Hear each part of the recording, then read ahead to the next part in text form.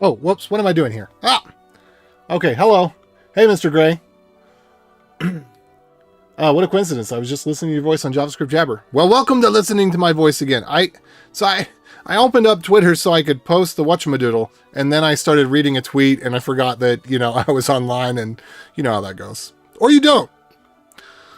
Well, hello, and welcome back. So today... So this is a continuation from yesterday. So we're going through a code base, and the goal is to get rid of the IDs that are hard-coded. So I'm going to show you some of these IDs that are hard-coded real quick while I go finish actually hitting paste over here. But we have these things. We should be getting them from the database by a slug or some sort of identifier that is human readable, that's appropriate to put in code, and then using them throughout the code base that way, and then getting all these things into fixtures so that we can actually one of the problems that we have right now is we cannot start a new project. We cannot take this code and build up to a working product with the code. There is logic that is literally in the database, and that's not a problem I'm going to be able to solve today, but I want to get to the point where we have fixtures where when we spin up a dev instance, it runs the migrations and the migrations succeed. Right now that's not possible because the migrations depend on data having been there already, so we can only snapshot the database. Anyway, that's kind of the gist of it. I'm gonna go plop this in live streams real quick, and then we will get started. And this is gonna be short, maybe half an hour before I need to go, half an hour, 40 minutes before I need to go, and then I'll come back. I don't think I'm gonna be gone very long either. So, okay, let me just get rid of that, and let's see.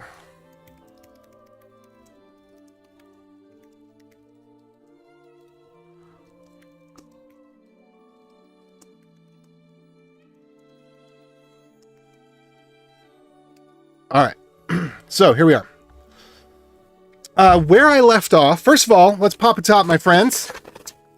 We've got our cup, which this cup's getting old, by the way. The thing is, I'm going to need to make 2 visits next week because I need to get a new straw. And the straws I like are only available at Fizz, but the cups I like are only available at Swig. Go figure. Tough life, you know what I'm saying? Anyway, what's Mountain Dew have to say? Open focus, of course. Whoa! Oh, almost committed a double tragedy. By the way, I am interested in a new keyboard. If you have recommendations, personal recommendations, I am considering perhaps the Moonlander. My major concern there is that once you go Moonlander, you can't go back. Then I'd have to literally take a keyboard with me in a backpack wherever I go. If I don't know how I could ever I need a keyboard that will, if I learn the keyboard, I can still type on a laptop. And as much as I love the idea of the Moonlander, it's a bit pricey to try out as an experiment. I think it's close to $400. And you can't take that with you. I mean, I guess you could, but then you have to have a bag for your keyboard. Wonky doodle keyboard.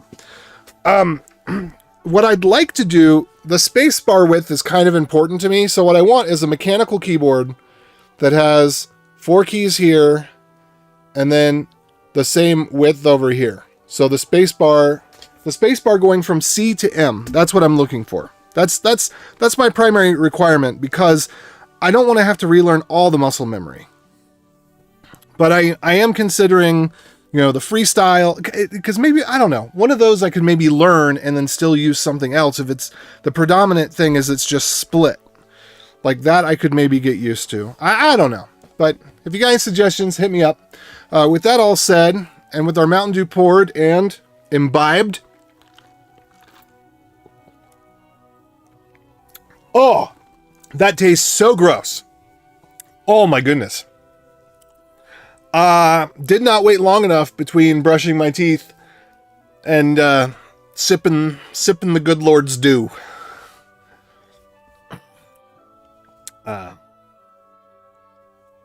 That may have been a little bit heretical. I was just trying to be funny. No lightning, please. Okay. So the first one that I wanted to start with, which I think we're already in this, yes. So I now have a DB fixtures. And what I'm going to do to grab this is probably the same thing that I'm going to need to do in a lot of places. So we're going to get task state changes. We're looking for this. This is the first file to modify, because this is what I left off with yesterday, is we have these places where it's kind of doing the right thing. We have task state changes loaded. So we're just going to change this to loading it from the database and mapping it by enum. So I kind of went, we're just going to put this in, I don't know.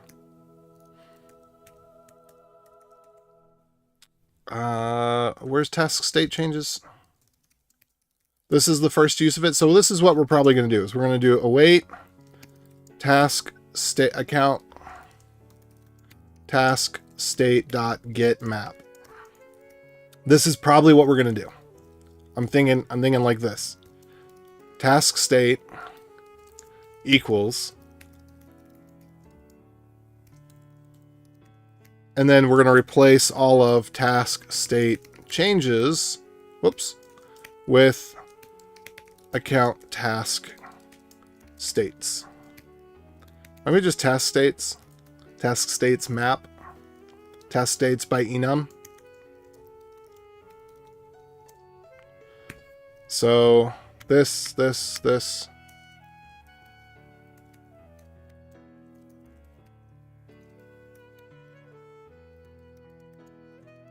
Get by enum. And we're not actually going to do the database call every time. We're just going to do the database call sometimes. I am really tempted to not make a model for this, to just raw dog it. That's what I think I want to do. I want to leave an objection in the dust.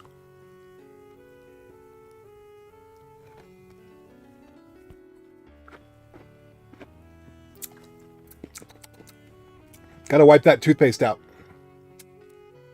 Ooh. Yeah, just don't brush your teeth. Nobody needs to brush your teeth.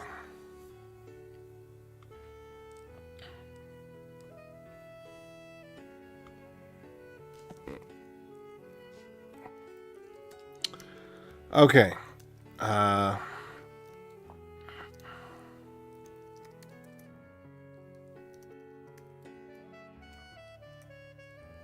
right, what is it griping about?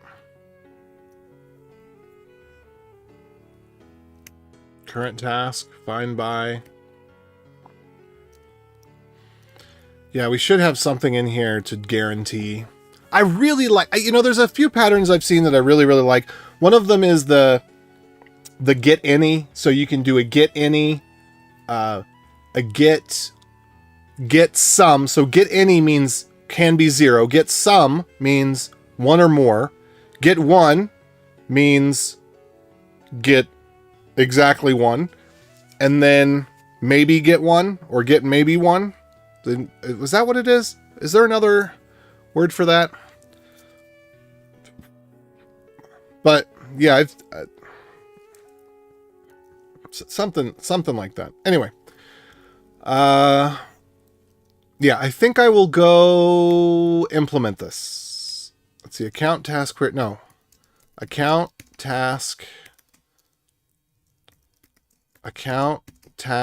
states. And then I kind of want to start putting this in a new place, but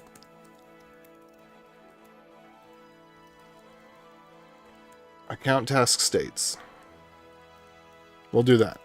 So I'm going to create lib account task state. By the way, how's everybody doing? What episode were you listening to, Mr. Gray? did I have anything useful to say? Sometimes I worry that I don't. I just sound like a broken record on the podcast. It's just there's got to be some stuff out there in the world of development that is interesting to me that I really feel like brings value and is bringing positive change. Because I don't think that change is bad. I think change is good and necessary. It's just change needs to go in a direction that helps people fall into the pit of success. That's my concern, is that we are not bringing change that is helping people to fall in the pit of success. By the way, if you've not seen Jonathan, what is it? Jonathan Collapse of Civilization. I'm trying to remember what his last name is. He's got, is it Blow? Jonathan Blow. Okay. Yeah. Let's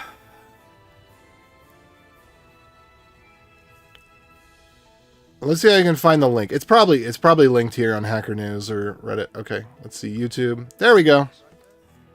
I am going to highly recommend this. Did I spell his name right? Jonathan, no I didn't. Jonathan Blow on the collapse of software engineering. It's a software talk. It's a software talk. He's actually a game dev.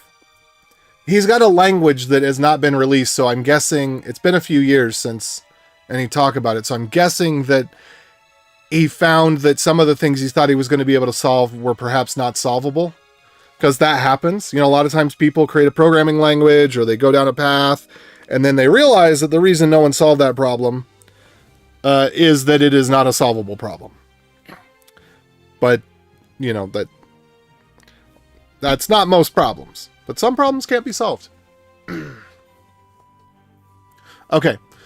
What I need to do is find my connects.raw and just figure out where that's being used in the code base. I know it's being used in the code base somewhere. Really? That's it?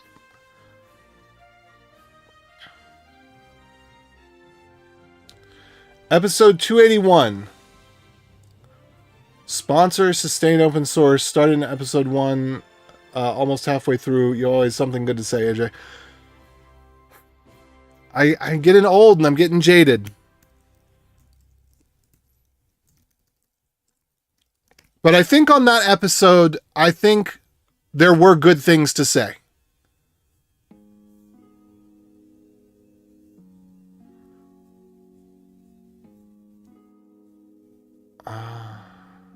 Okay, so you start. Oh, now I'm reading this correctly. You started from episode 1 and you're almost halfway through the entire series. I hate this so much.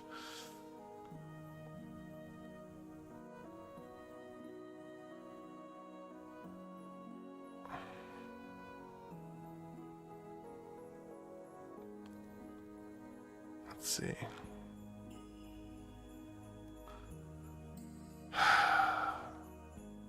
This makes me sad.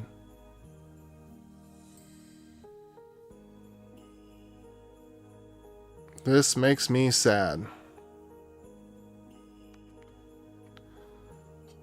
There just needs to be a better way to find the episodes. Okay. Oh well. I miss Amy. I want Amy to come back. I think she inadvertently got sucked into what women get sucked into.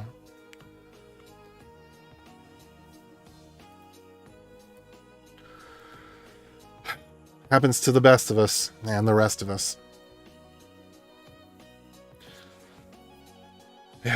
they're running her hard.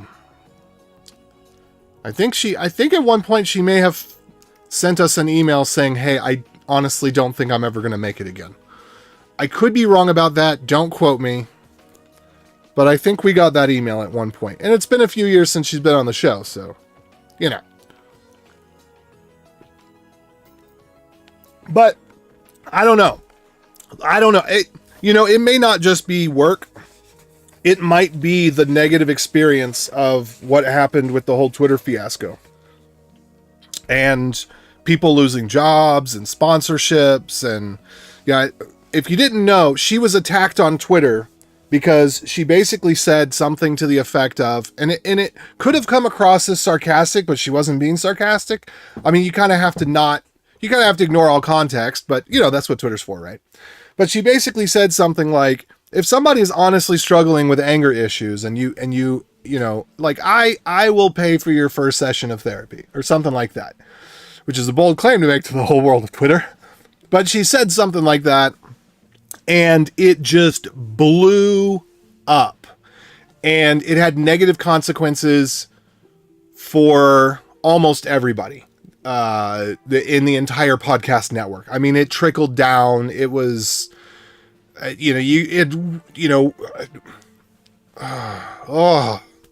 was so bad. It was so bad. And it was all over nothing. And then Chuck got attacked because someone else was getting attacked. I mean, it was this waterfall of vitriol.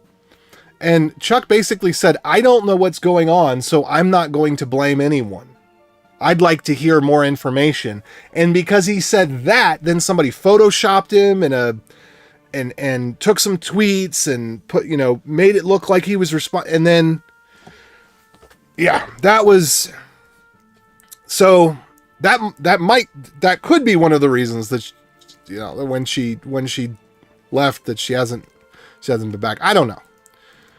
But, it's possible. No, I don't think this objection. Oh, bless me. Let's see. Where does this get called? Let's look for this. All right, it gets called all over the place in the bins. How about in the source code? I'm thinking one place in the source code. That's right. Okay. Could we move this file? This is not really a config file. This is an init. There is no config here. That's the config. Here's what I'm going to do. I'm going to move source config objection to source connects. Let's call it lib connects. And I'm going to replace every instance of source config objection with source lib connects. That's fair and just and true. Star. So, Mr. Gray, what is your background?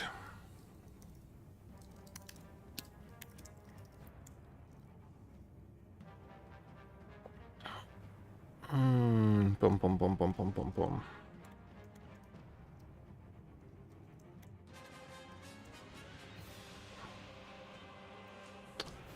All right, so we have, we can do bin star, we can do source, routes task, weird.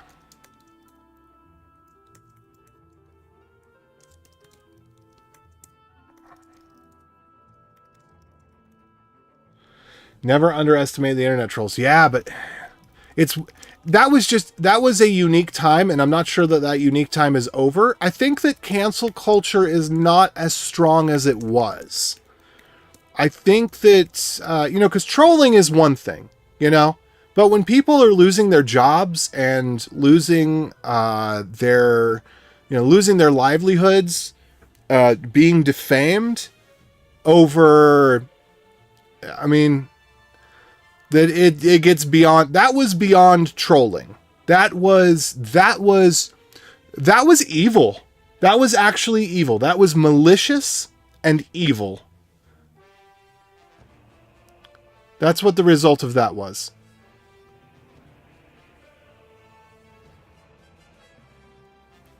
But yeah, I mean, I'm all for a little bit of trolling. You know, get some feathers riled up, whatever.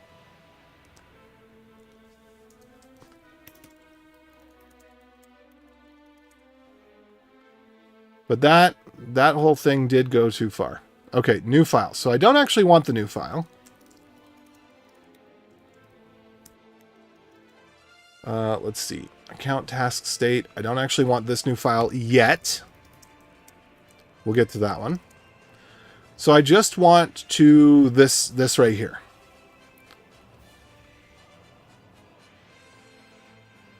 All right, and let's make sure.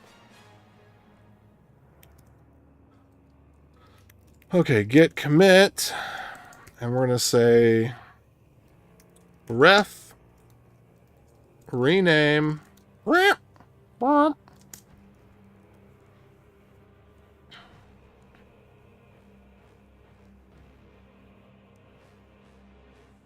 Interesting.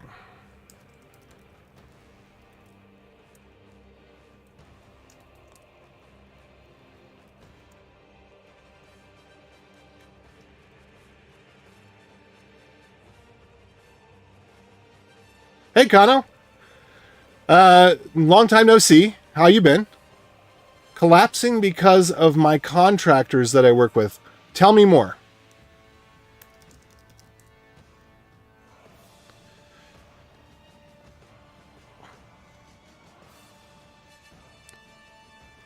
You got a tech job.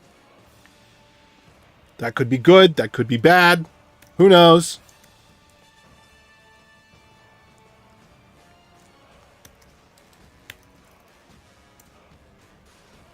What kind of contractors? That word is one of the... I misuse that word all the time. I think that's one of those words that a lot of us like to say to make ourselves sound cool, but we don't actually know what it means, and I'm in that category.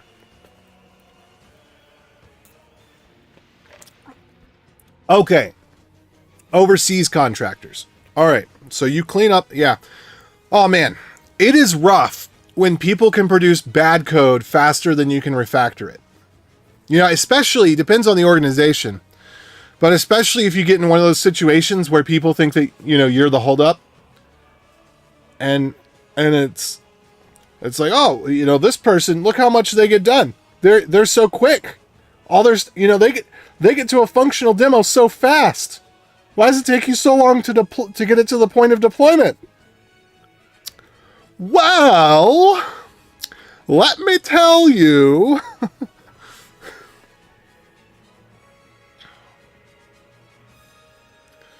All right, I'm only a year into my programming journey, JavaScript, and then I got interested in TypeScript. Don't do it. Well, I mean, types are great. I love types. I hate TypeScript. I love types. I will, you've probably not seen this, but this could change your life. JSWithTypes.com. This could change your life.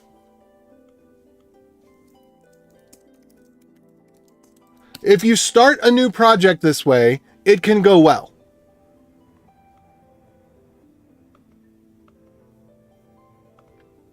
Okay. Raising 3 kids, so not a lot of time to study.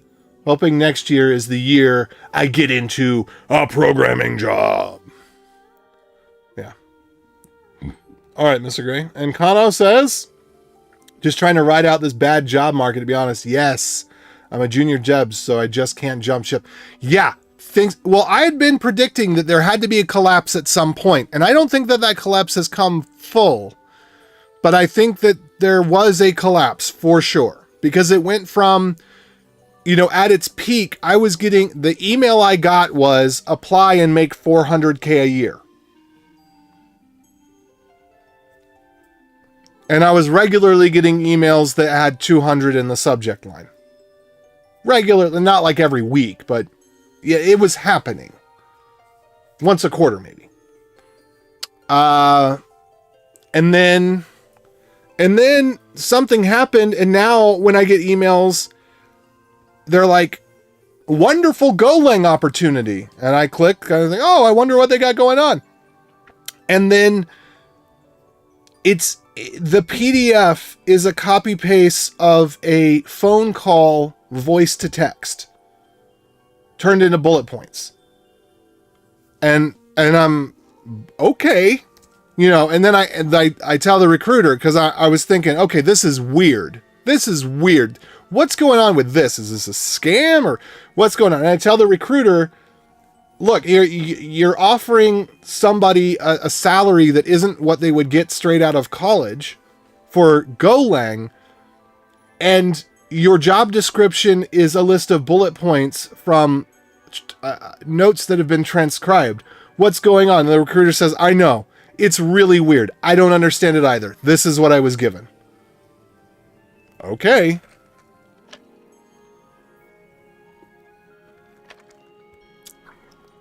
All right, so we got that one done. That's good. I actually want to bring that in much sooner. No, I don't want to rebase this off of main. Rebase off of Feet V1 API. So we should be able to bring this in as like the first thing we do. There we go. I'm saying like too much again. Yeah, it's a weird market. All these boot campers and self-taught, myself included, pretty much ruin the entire entry-level market. Well, it's not just that, but it's the blind leading the blind. So I've got a buddy who he knew more than the people doing the interviews did. And he was failing the interviews because he was talking above them. And it's not like, in my estimation, I don't consider him like a savant or anything. I would not say that he is up at my level of developer. So he is on his journey and he is going upwards, but he's not at the tier where it would be reasonable to think that he would be speaking above someone to the point that he fails the interview. But as he described it to me, which I believe him because I've got some experience into some of these types of things, not exactly the same way, but I also had an interview where I was surprised that the interview was much, I don't know, like lower level, not lower level as in more skilled or more base information, but did the quality of the interview did not seem to match the expectations of the job position, if that makes sense. So anyway, yeah, he had that, and I don't know what came of it, but well, actually, I do know what came of it. He did get a different job, and now he's working with people that are definitely way below his skill level, which is crazy because they have years of experience. They have years of experience that he doesn't have, and they're way below his skill level. From the conversations I've had with him, that I don't think, even if he's exaggerating, anyway. So my point is, we got the blind leading the blind. We've got to a point where there's so many people who have so little experience in the industry that it's starting to become a democratic process, and people who have more experience are getting voted off the island because the people who have less experience in aggregate think that they're a lot better than they are and don't recognize, they can't recognize when someone is above their level and able to lead them closer to success. So, and you can put me aside on that one because I know I'm kind of an a-hole, and I don't necessarily have a winning personality, but I would, yeah, it still, there's a problem there. It's ignorance is becoming a prize rather than a demerit. It's very perverse.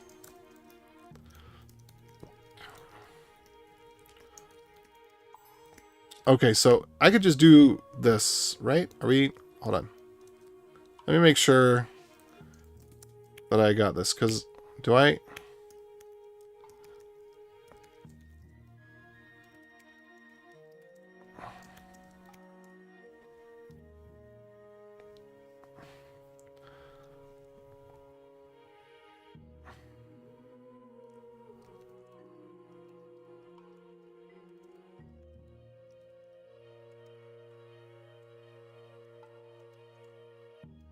Okay.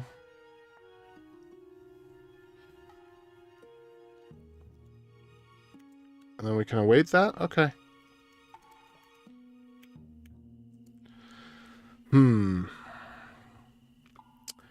Do I want to use...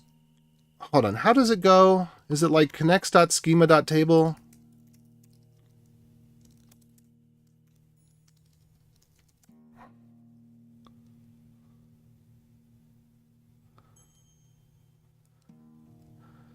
How do I make the query on the table? I've mostly been doing the objection for this, but I know that objection just drops down to connects at a lot of points. I don't really need the objection stuff right now. I just need, let's say, select. Well, we're going to select star from account task state. I think it goes like this. I think it's connects. In which case I would put this lowercase if we're going to use it as a function.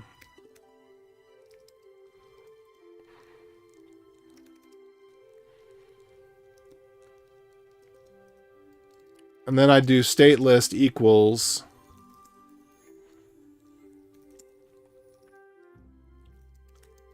states by enum. So let me go copy from the other file that I was just working in, which was... let me think.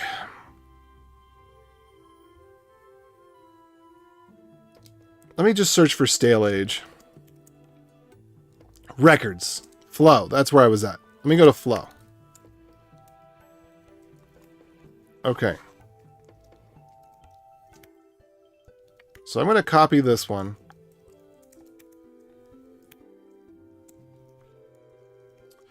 Let account task state equals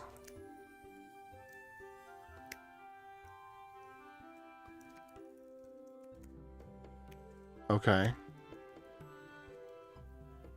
And then we're going to have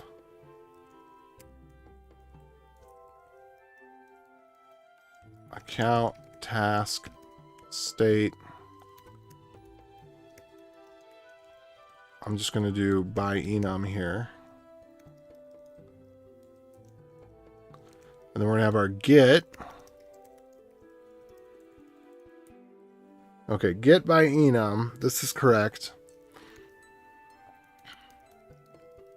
And then that's not going to take... Oh, sure, we'll leave the force there.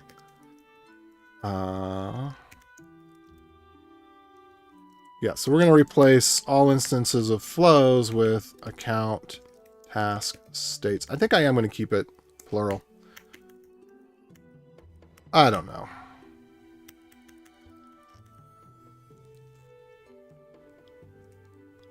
Then we don't need it too public on this one.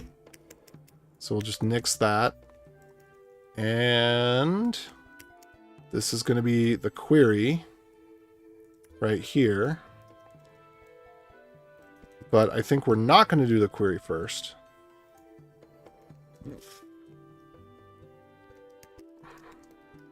Yeah, we're going to leave the where updated at.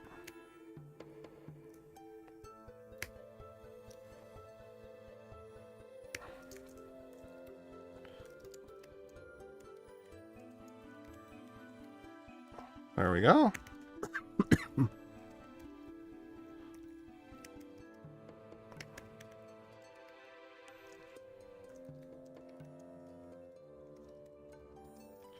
Oh, the eternal question of whether to use plural or singular. Okay, check in chat again. I got that too. I was approached by a tech recruiter from a company called Confluent. I think I've heard of them. And the tech recruiter didn't know what a web bundler was. Yeah, well, hopefully you didn't fail the interview for that, because the way it happened to my friend was, yeah, it was some term like that, where they said, well, you know, how are you going to solve this problem? And he says, well, I would use this and do that. And they had a list of acceptable answers on their sheet, but the acceptable answers did not include whatever it was that he said, even though what he said was a valid thing. So they literally, and they told him something like, you know, it seems like you're not really well versed in this or something. It could have been a scam. It could, like, this is the other thing, is some of this stuff, it could be that it's faux recruiters that are asking questions and getting information. And then, but it seems like they would let him further along in the interview process if they were trying to get information to then use it to pass other, you know, jobs or whatever. I know there's also been a lot of people over the last few years, or I don't know, but I believe, and I've heard that there's a lot of people over the last few years that basically collect a paycheck and do nothing, not because they're stuck in a corporation like Hewlett Packard or IBM or some place where they literally don't have time to onboard people, so they just let them sit and collect a paycheck. Because I've had friends that's happened to, where they've gotten a job and then they've done nothing, not because they were malicious, but because they literally never got assigned any work to do. They were told, okay, we're going to onboard you. Oh, it's going to be next week. Oh, it's going to be next month. Oh, it'll be soon. I had a friend, and now this was a few years ago, but for 6 months, he did not, I don't know if he ever started doing anything. I just know that for the first 6 months, he just played games because he was never given a work to do. And, like they never onboarded him.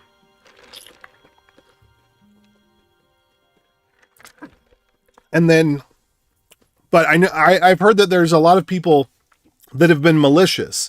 They pass the interview, get the job, and then they're able to skate. Okay, so we got Get by Enum. This looks like it's actually going to be pretty good.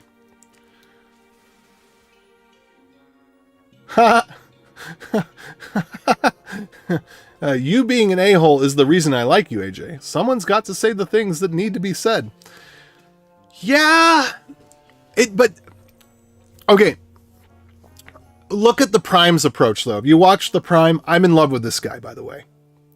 I found out about him only recently because I got turned into a hot take because of a JavaScript Jabber episode that was clipped, and it was just a silly thing because I was talking about Go and with Lane from boot.dev. Anyway, so I started watching the Prime because of that. I absolutely love him. But he says what needs to be said, but he is a much gentler figure, and not, let's say, meek. He's a much meeker figure because he's not gentle in a weak way. He's gentle in a strong way.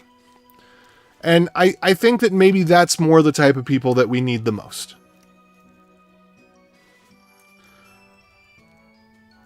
Okay.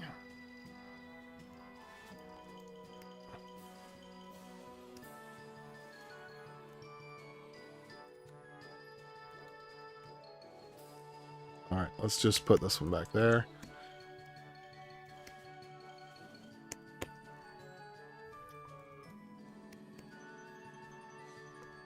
Okay, kind of want to...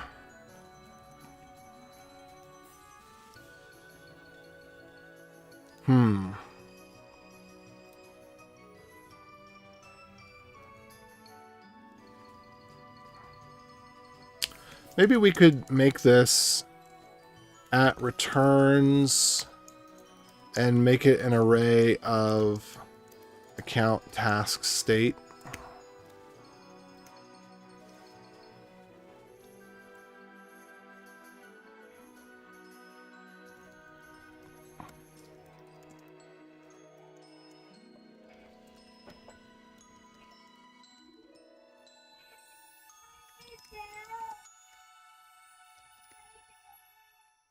Okay, I'm going to turn off the baby monitor here.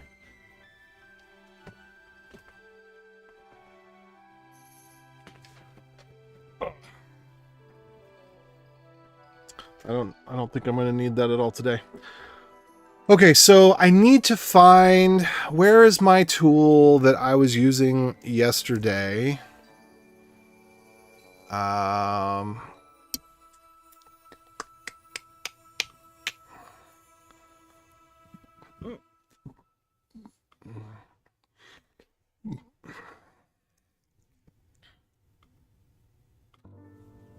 Okay, did I reboot? I may have rebooted. Oh, okay, here we are. All right, so I had a tool I was using yesterday, or a sequence. I think it was two tools. Export schema. Okay.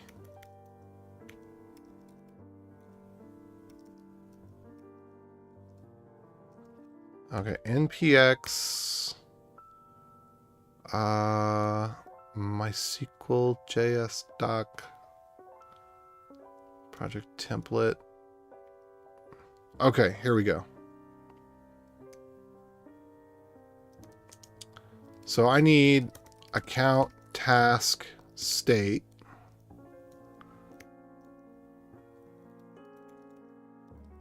Account task state. So what I'm doing, this is kind of silly because it's so roundabout. Because what? Oh, whoops, that's not going to work, is it? Okay, let's see. My SQL URL.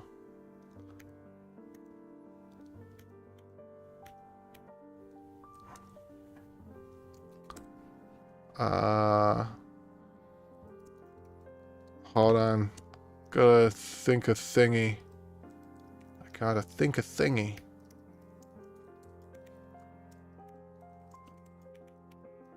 Okay, so that's gonna run. Okay, and then I gotta run the other one.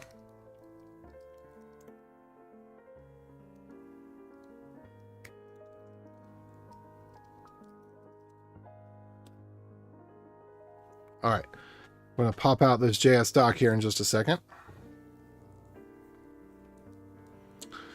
Okay, so I found my SQL schema TS as a module and TS to JS doc as a module, and so I'm using those in concert. So SQL C has the better way of doing this. And I at some point, I think I may write an adapter. It may be towards the beginning of the year. I may write an adapter for SQL C for JavaScript, JS doc. Because what we should be doing, write the SQL, that's the truth. That's what it is. That's the truth, you know? SQL is the truth. Then take the truth, convert it to JavaScript and types, and then use that throughout the program. I'm doing this in the most funny backwards way, is I'm using JavaScript to create the SQL, then I'm using the SQL to create the JavaScript. We should just use the SQL to create all that. SQL C is doing it right. There are a few things that do not work in SQL C. There are some types of metaprogramming that we do. I think that we do. Like meta-SQLing, where you have to select a table. If you do data science, SQL C may not work for you because you'd have to do all this meta-SQLing all the time. Do we do it or not? Maybe we don't. On second thought, actually, I don't think we do. Never mind. Anyway.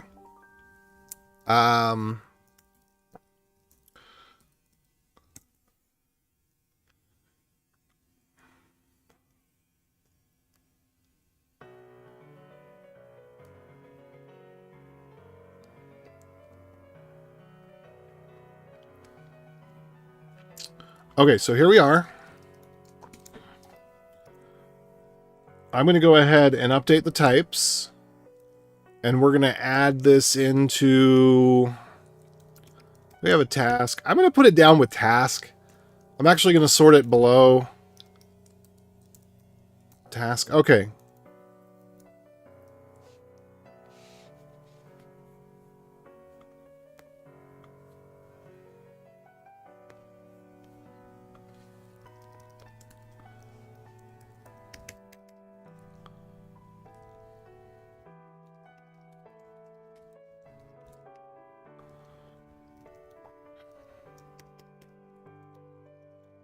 Uh...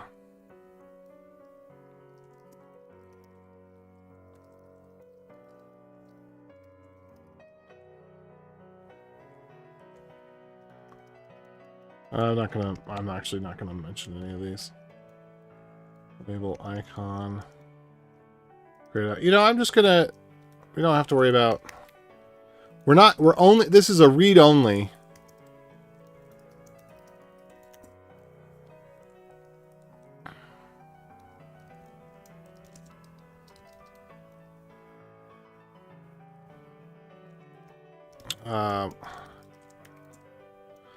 I don't even know what this is used for. I don't remember.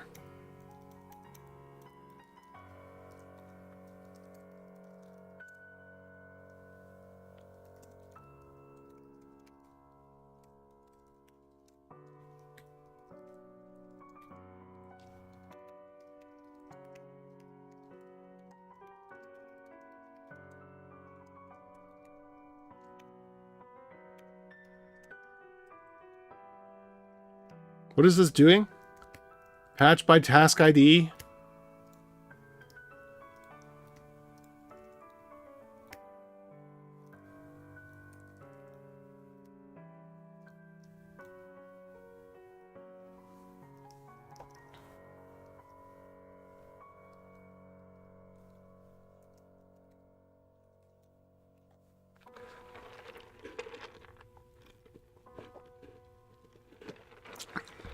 I'm not sure.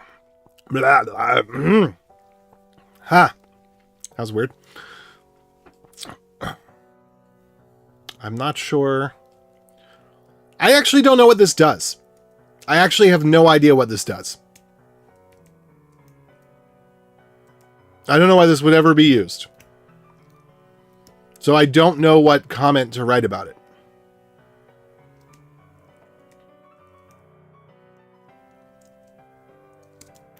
I will check comments in a second. Or 2. Or 10. Or 100.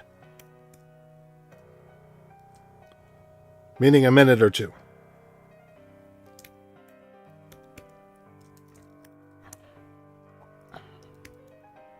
I'm just not going to put a comment because I don't know what to put.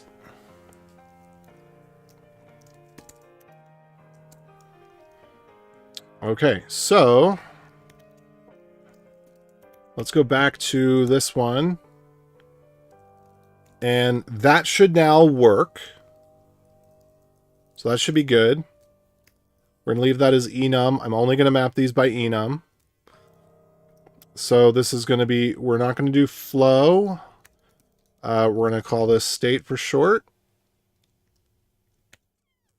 I'm not going to worry about public, because as far as I can tell, this is only internal at this point, and if it becomes anything other than that, we can adjust appropriately. Oh, right.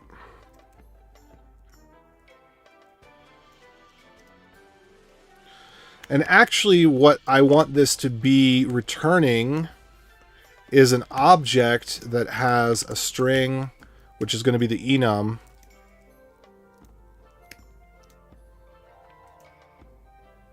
Okay, so we're gonna have it return that. That's looking good. Okay, good. So here we are. So now this is correct. And type save. And I don't think I have to tell it to ignore anymore because I don't think it has bad type information.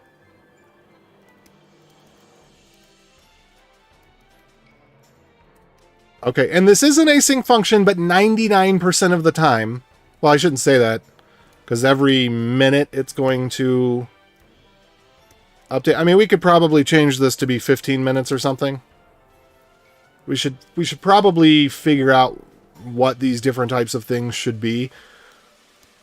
But this probably isn't going to change without the code changing. So, I mean, we could probably push this all the way to an hour.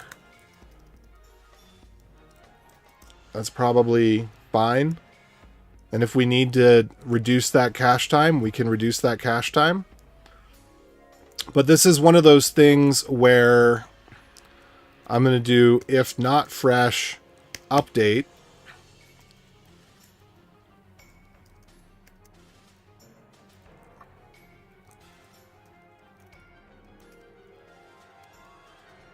And we'll just update that in the background.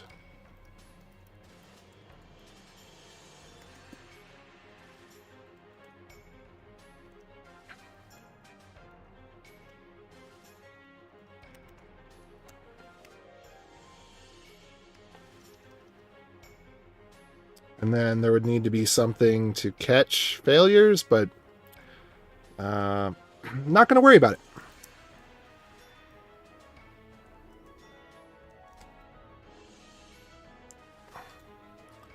Let's do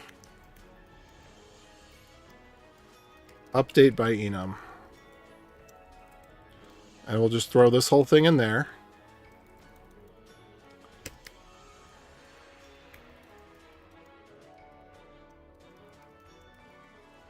So we're going to have a lot of these. Well, 4 or 5 of them.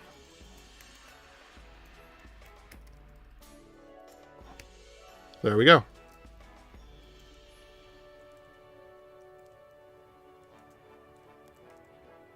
And then we need to have something for the 0 state.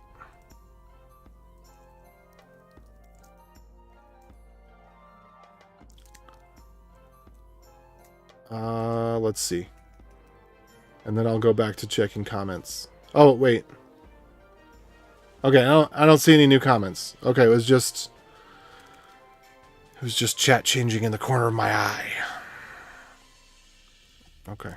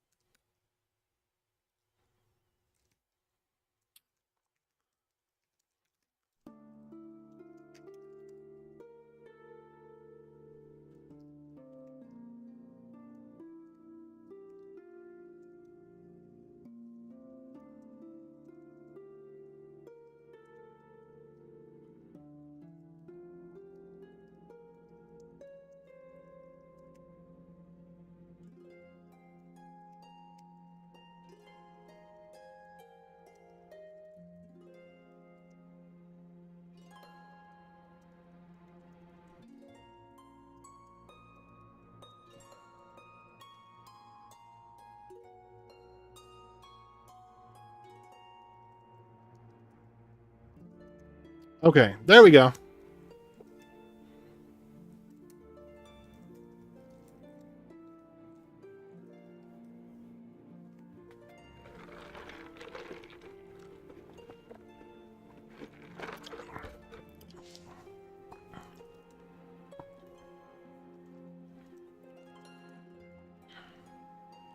So now we can take it back down to being 15 minutes or whatever. Because essentially what we're saying is, anytime this is requested, hand it back the existing data unless there is no existing data.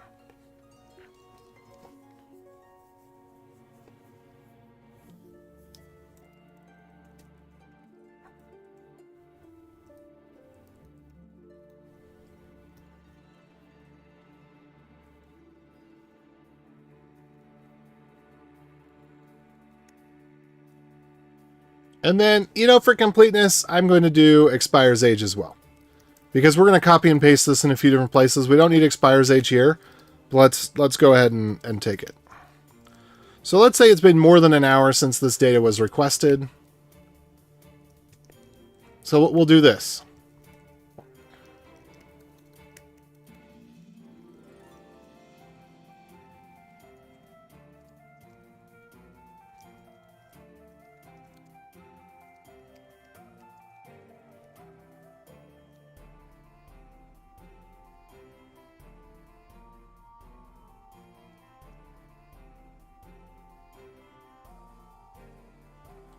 Let's see.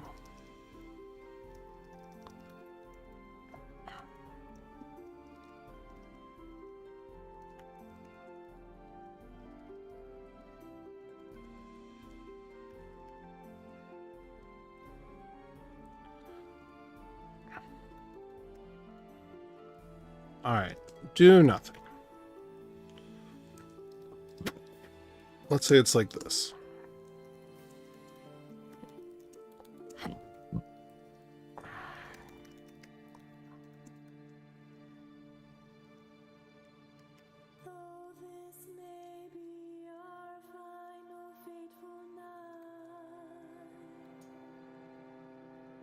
Against endless hordes of relentless mist-born evil blight. I know I'll live somehow, and I'll uphold my vow with you now. At my back, my ally, under wings in the sky, I know how. Okay, so we want it to look something like this. We want a trinary state.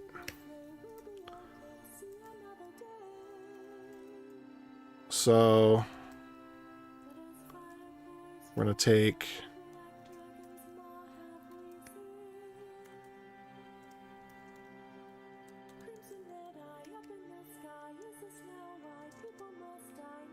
we'll take stale age out of here.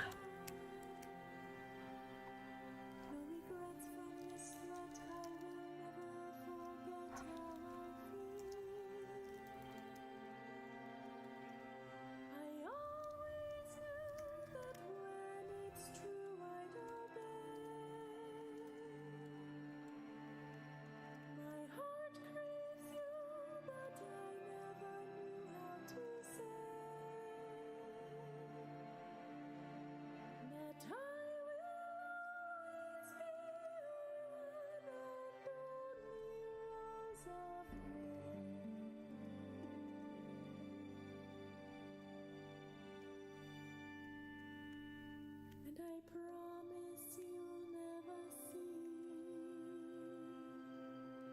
the loss of me. All right, let's do this one.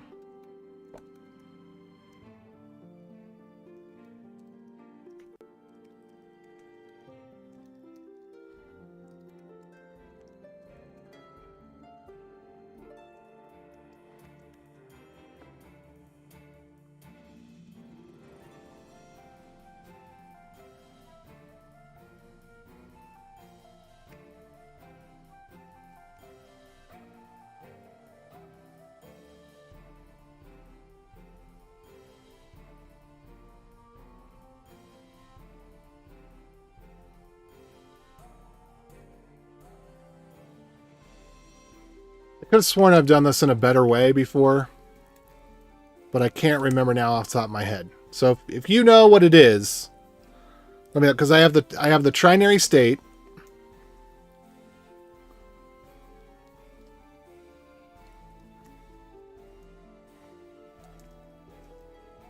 And there's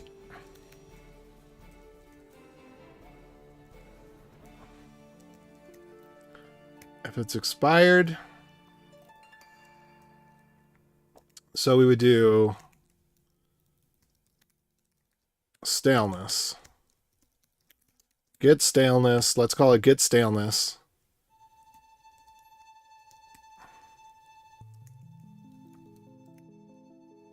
We're just gonna replace that is fresh with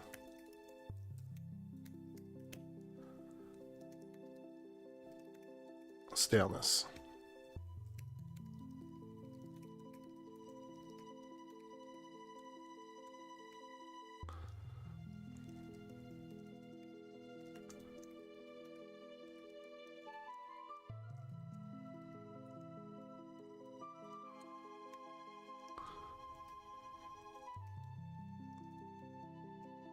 Okay, so if it's not stale at all, return. If it's expired, await and return. If it's stale, process next, return. So how do I...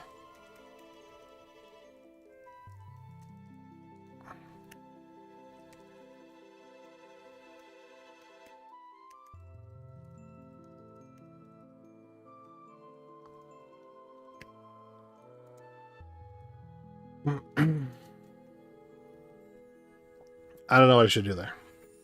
I think the one before was better.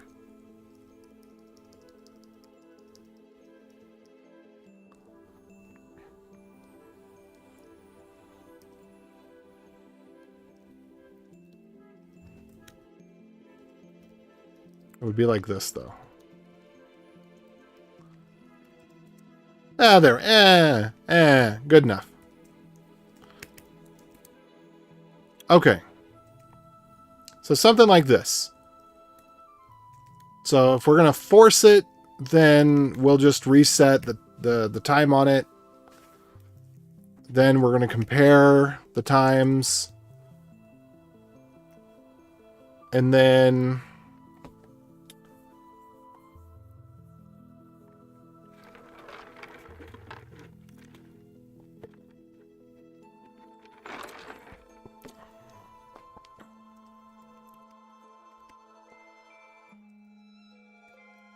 if it's expired, we're going to get it now.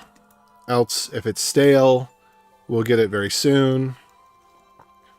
Otherwise, we'll just return what we have. So, something like that. That looks good. I don't want to spend too much time on it. But this is good for copy pasta. Now, let's move this down because it's much more of a helper than anything else. So, we could just move that right on down to the bottom there. Okay. So, there we are. We have a stale age, an expires age, a last updated, and the thing that we need. And we're going to try to always return the thing, but if it's too old, then we'll wait a moment for it. But generally speaking, we're going to be returning the thing immediately.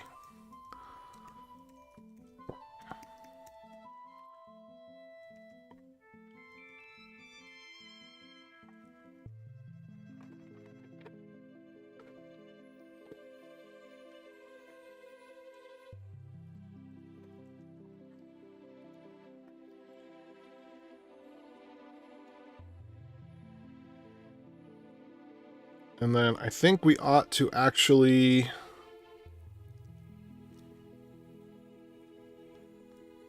Let's see.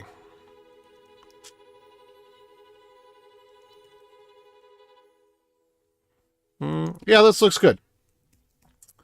So this is basically our pattern for storing this type of data from the database. So, I mean, we could do one better by having some sort of a knit function, which maybe we should have. Actually, let's go ahead and try that.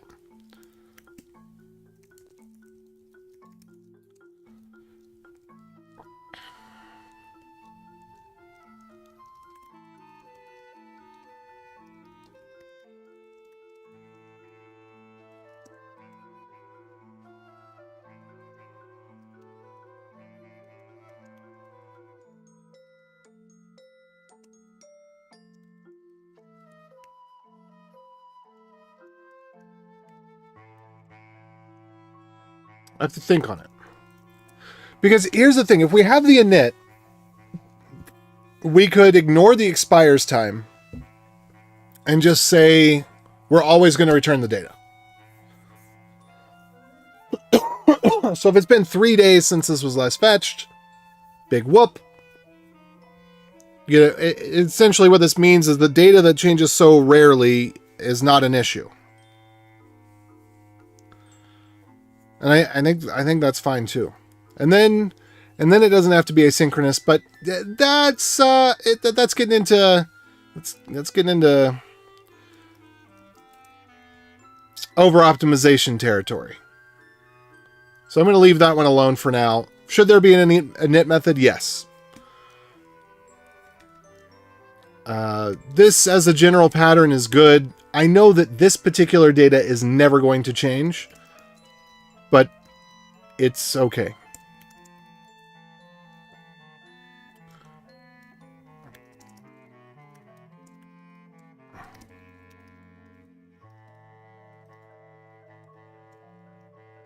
Whoops, what did I do there?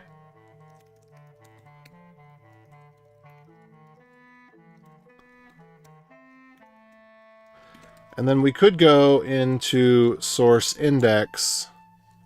And I know there's a place where we do some inits.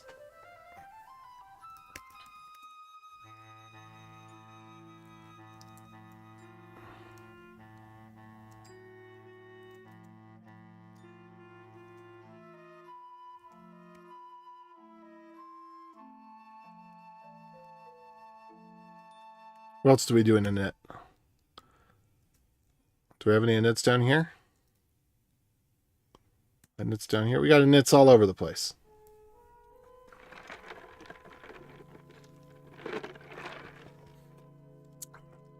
So we need to avoid or await everything that's async. That's a rule.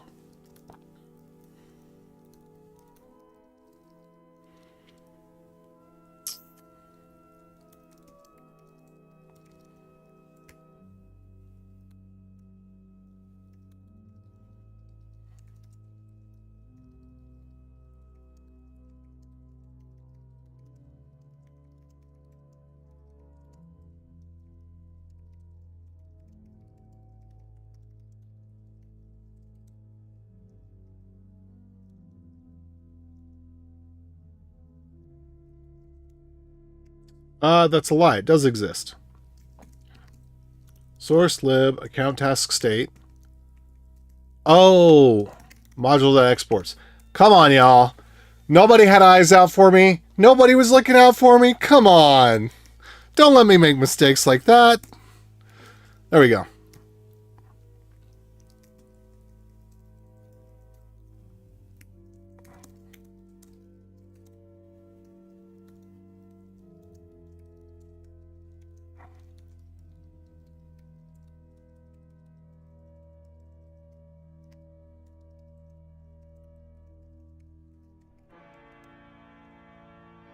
Okay. Just put it in a block so it knows it can garbage collect it sooner. And I need to double check on this last thing here. Init. Yeah, alright.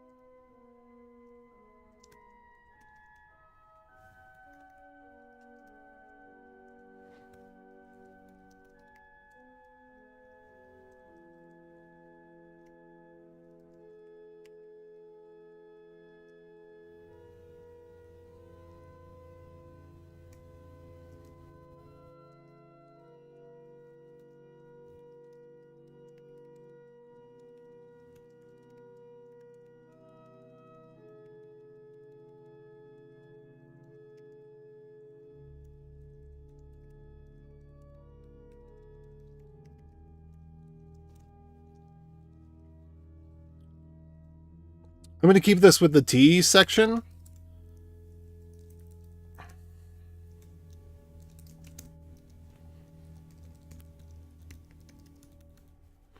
I don't know if we need to await this or we could just void it.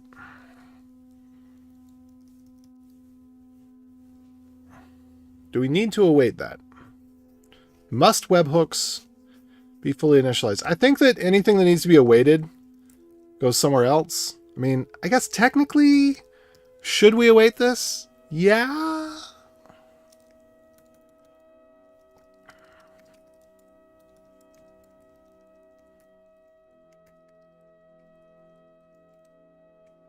But this is a case where these initializations, they really could happen in parallel. So for this one, for sure, it could happen in parallel. No problem. I'm just going to leave that void. Okay.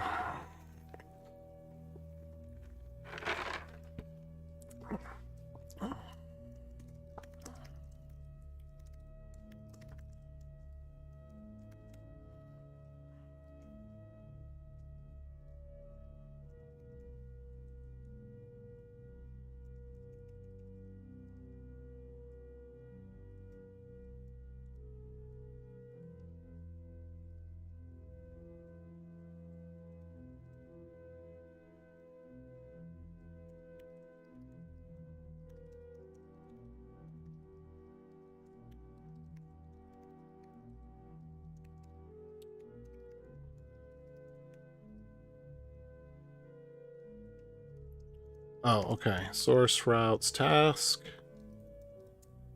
And this might be something that I could just delete, but it doesn't matter because I'm going to copy and paste it. So it's going to get reused, even if it's totally unimportant.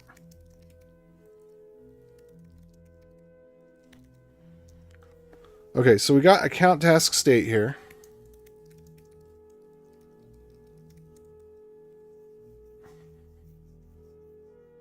So this is, I would love for this to be fully synchronous, but it's just not.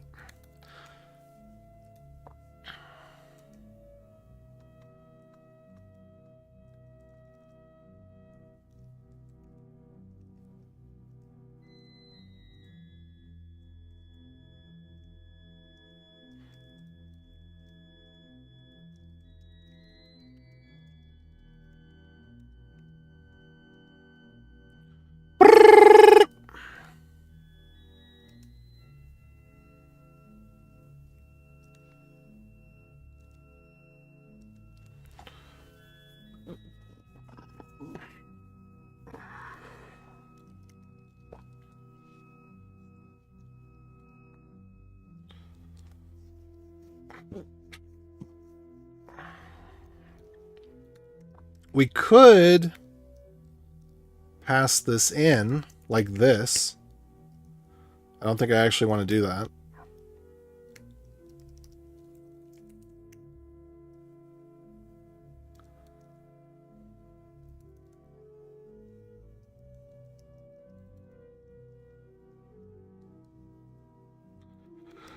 Should it be get map by enum or get by enum map if we were to rename it? Any thoughts?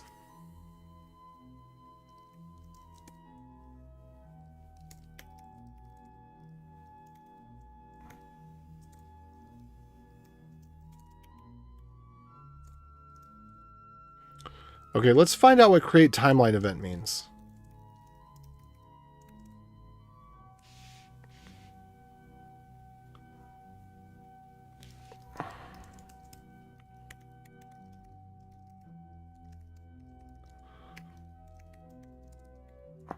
Okay, so we've got a string label, a string description,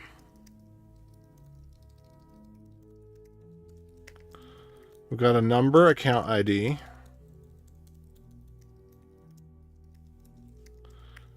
we've got a number account task ID, we've got a string icon,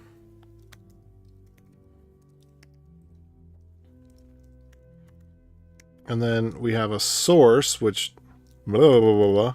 Who knows what that means. And then we've got ops, which ops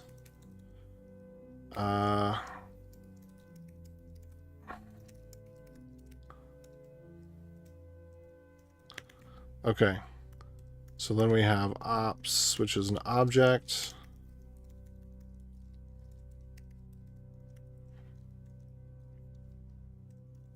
I'm going to guess that link is a string. I'm going to guess that user ID is a number along with partner ID and email.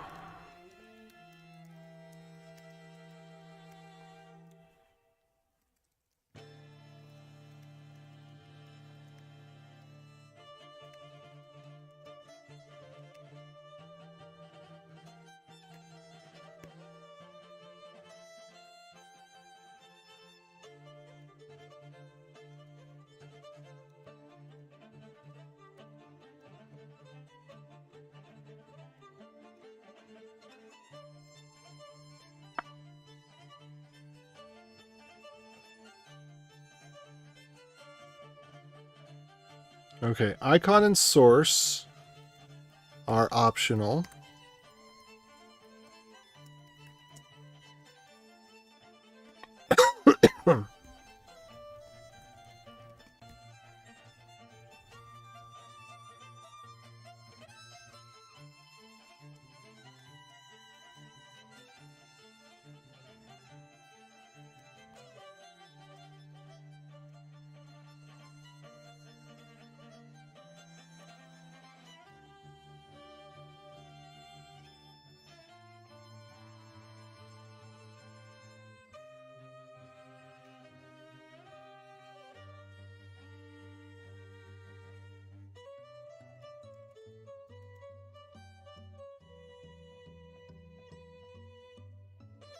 Oh, what's up, Cedar? Welcome to the fold. Okay, so this is source.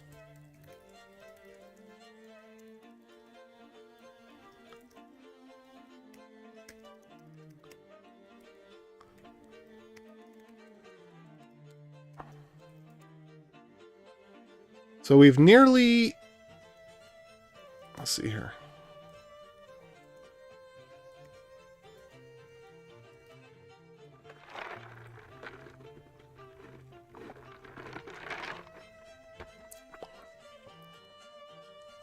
Does status label ever get used, or is this cruft?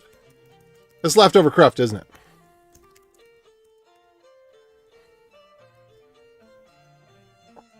Okay. No, it goes into account task. Yeah, okay.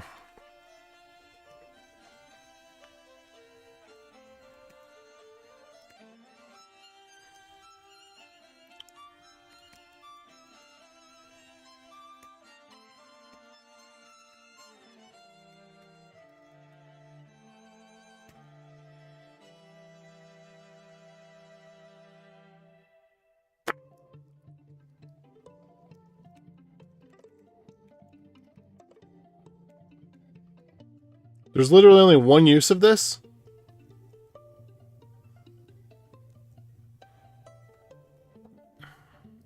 Okay.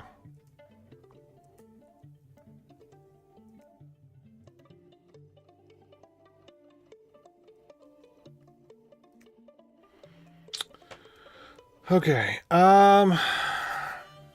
If not fun. Fun function. Not a valid event function. Okay, I'm going to go check and see if this has happened recently. I'm going to go check in Slack here.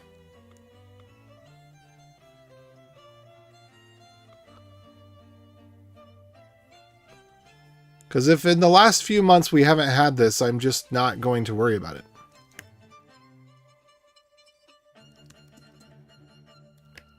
Not a valid.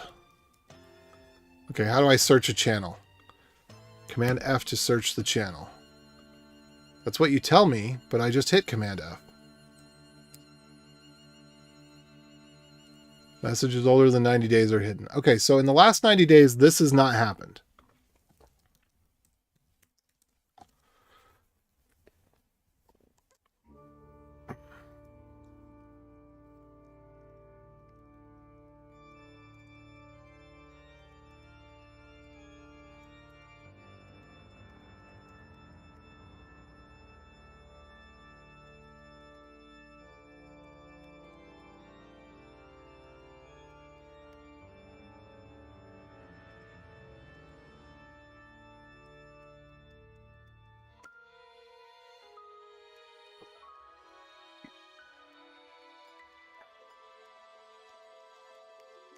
I mean, this is truly exceptional if this is the case. So where does this event come from? Is this a user-defined event or something, or template events? Okay. I'm going to leave that one alone for now. We're going to leave that alone. There's no... I don't want to refactor that right now. Let it be.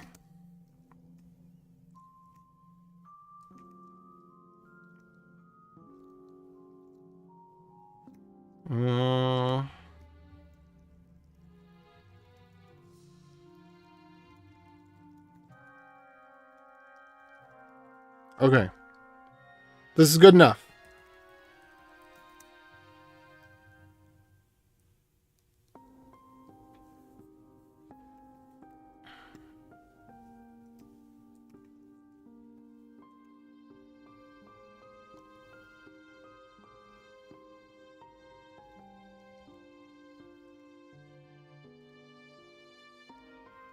Oh, I see.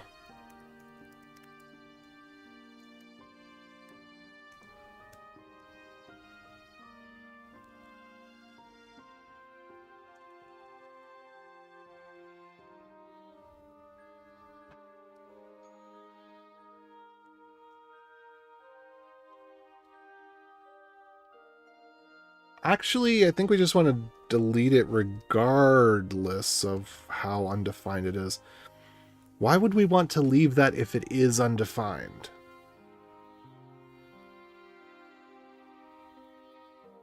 I don't think it could come through as undefined.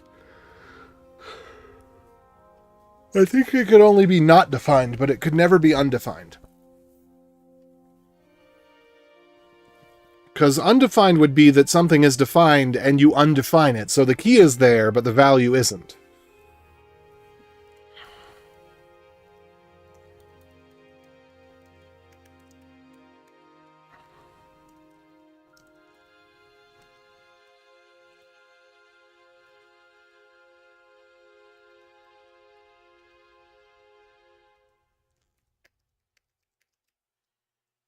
Okay.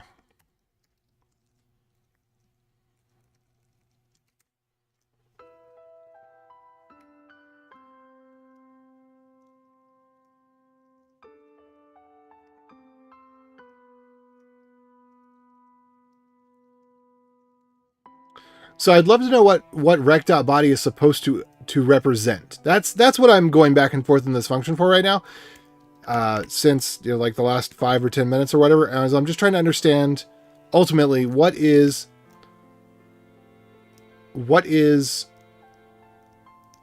rec body state.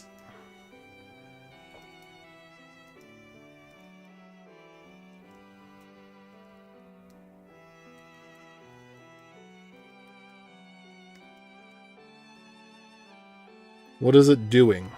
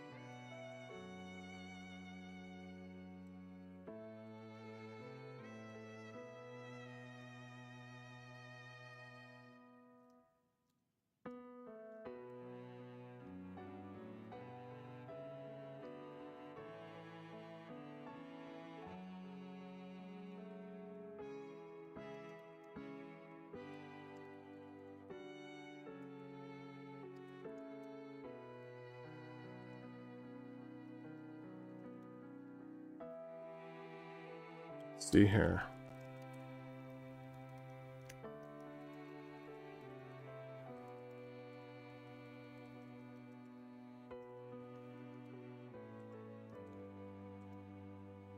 Okay, status label. Status label is the thing. So I'm guessing that this is I don't know. Is this a task ID? Is that what this is?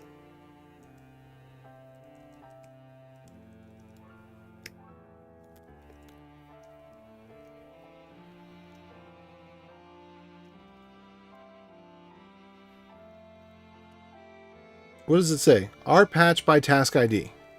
Rpatch what? Rpatch tasks. Does a task have a state? The task does have a state. Let me go back to the database real quick. Let me take a look at this. Describe task. Task doesn't exist. Describe account task. \G. Okay, this is going to have status label, a label. It's going to have a state. Okay, so let's do this then.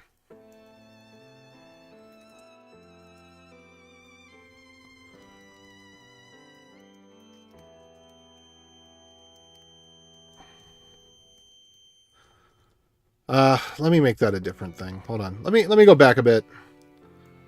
Let me go back a bit. Well, let's not mix in a general refactor with this. Okay, I'm gonna move all this stuff back. Everything's gonna go back except for this. We'll leave that one and that one. Those are fair game for right now. The other bits of refactor I'll save till later.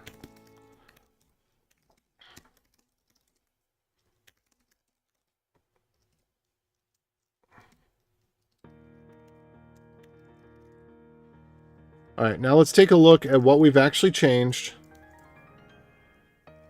So we've added an account task state init. We've added fetching account task state stuff from the database. We have... wait, is that different from what was just done?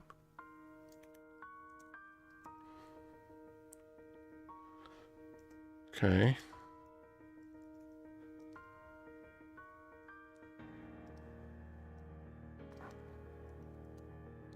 Did we already do this? What? I'm very confused.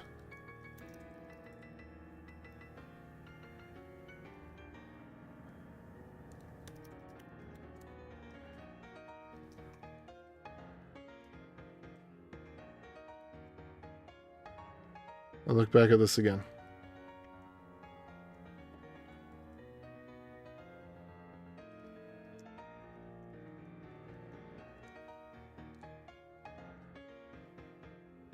Okay, that was definitely not in there before.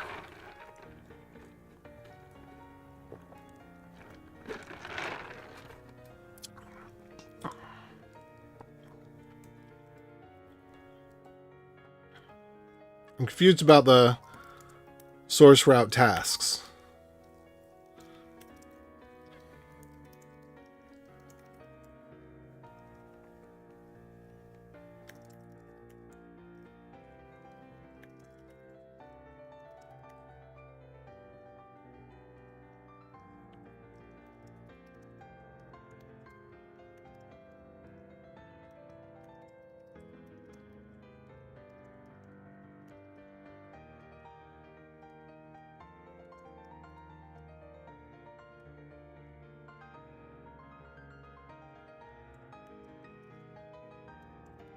What was this blah about?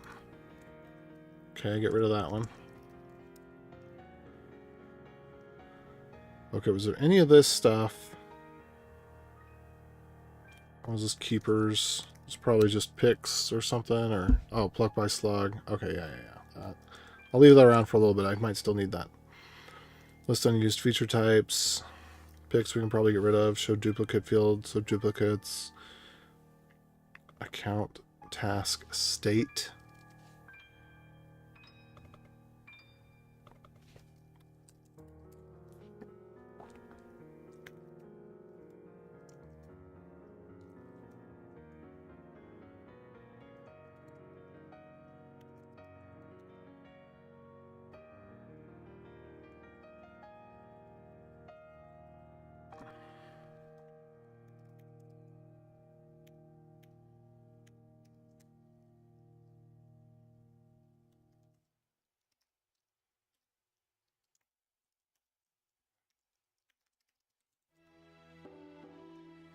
Okay, source, index, source, what else? Routes task.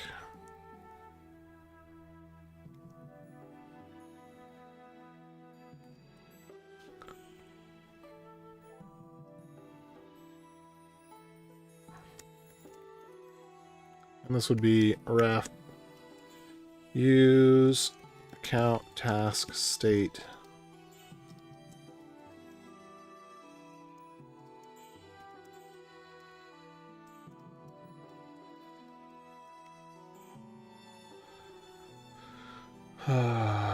Let's see.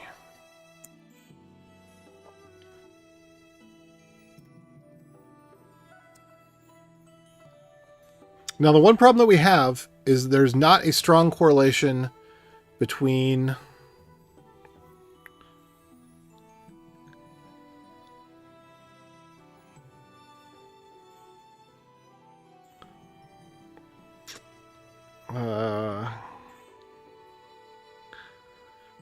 the state enum and the actual thing that we created. And I'm not sure how to go about that right now.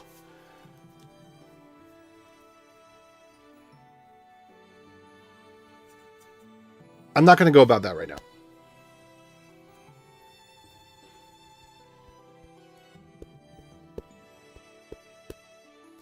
I need to put a to-do or something in there.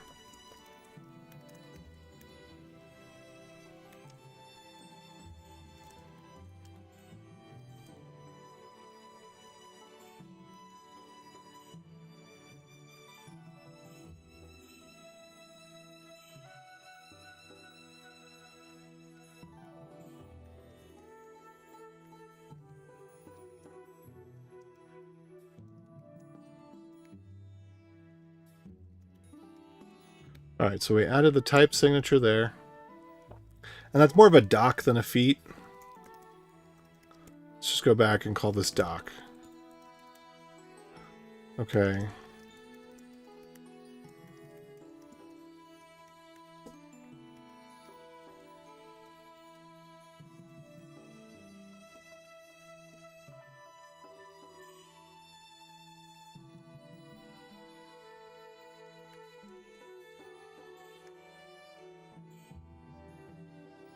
All right, so then we could do this one.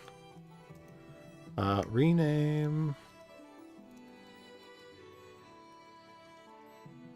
No, that's not what I wanted. That's not what I wanted. Cancel, cancel.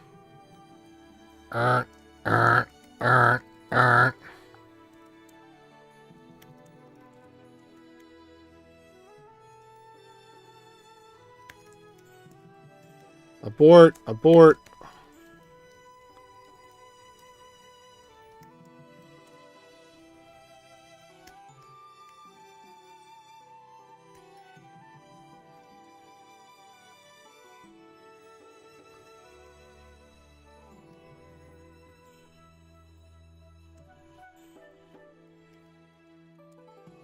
There we go. Okay, so now with the rest of these, we should be able to do basically copy, paste, copy, paste, copy, paste. I think. So let's go back to the constants folder. Oh, task state changes. We can get rid of this now. Yeah, let's go ahead and get rid of that.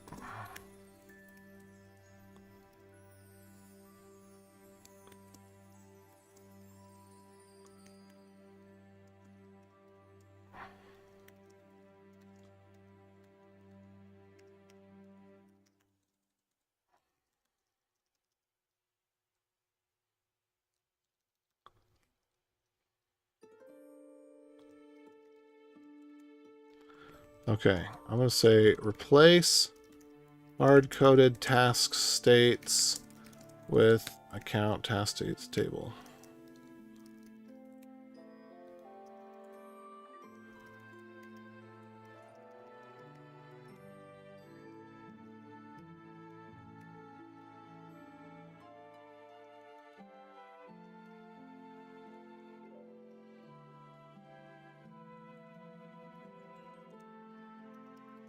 Okay, there we go. Boom. So my goal is to eliminate this folder today. That's today's goal. The common date formats and the colors, we could probably just shift somewhere else.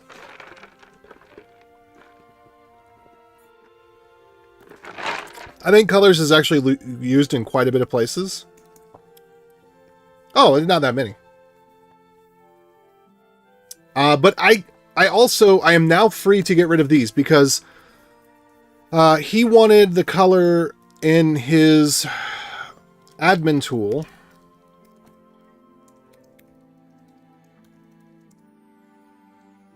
And so these are ANSI colors.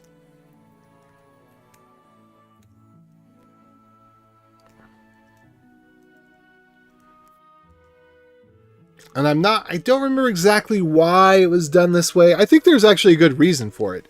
Because I think it enabled him to put the log messages both into the logging mechanism and then also into the admin console and then do ANSI replacements with HTML styles to get it the way that he wanted to view it. But this makes the message templating harder. So I'm free to remove it. I'm not going to remove it today. This is not something that's killing us. Or it's not something where I feel like we're losing a lot of value to do. What is this Euclid's SH here? Oh, okay. Yeah. Let's get rid of that. What was this sudo one? All the sudo routes. Oh, okay. Yep, I don't think we need that anymore. The Slack test, I'm going to leave that there for now. Show duplicates. Okay, this was stuff that I was working on before that I don't think I'm actually going to need anymore. I need to get rid of some of these things. What was bin underscore MySQL? Oh, it was just to test a connection? Is that all that was? Oh, to go through and... I might want to keep that. I'm not sure where, though. Okay.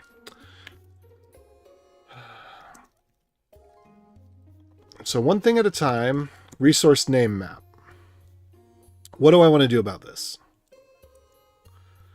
This one's nasty.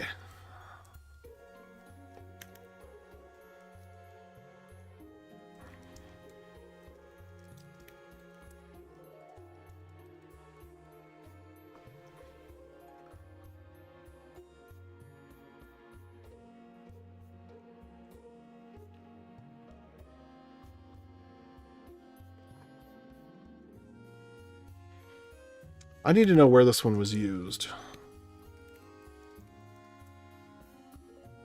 Because this is also going to need... We're also going to need an init.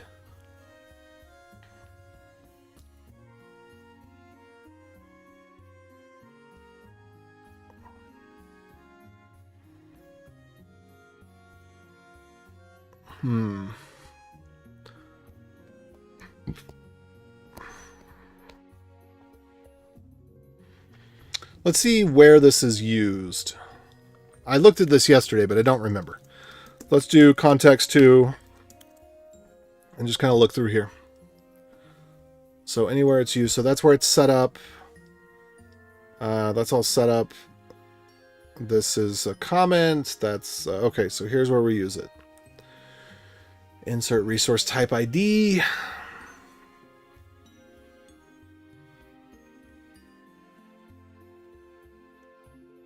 Okay.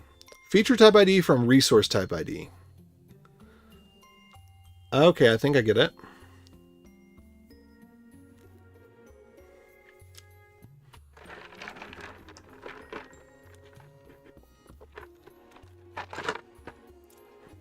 And I'm trying to remember why we didn't just tag it as this is a name field. I probably need to go look at that to understand it better. So I'll look at resources in a minute. Okay, name check.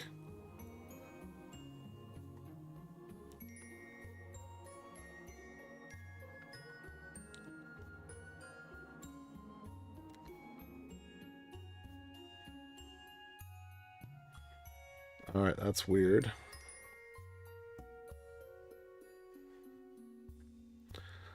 I think I want to move the special stuff probably into here. Because this is where we need to know whether or not it's a function. And then in here, what we're doing is saying, well, if it's a function, that was a bad idea. Let's just use the normal thing instead. So we'll see if that crops up elsewhere. But my guess is what that's going to tell us. And then same thing here. Or if we're not using name-derived features anywhere else, then that just needs to be part of this. Maybe.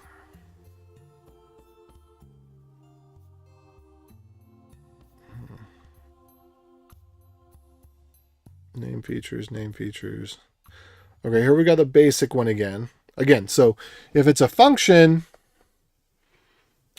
then ignore the fact that it's a function. That's what we have here, essentially. Because the basic prefix means don't do the function thing. Hey, everybody, how's it going? I'm AJ, and I'm here because, well, I'm paid to be. Not on Twitch or YouTube, but writing the code. How are you doing? What brings you here? What are you up to?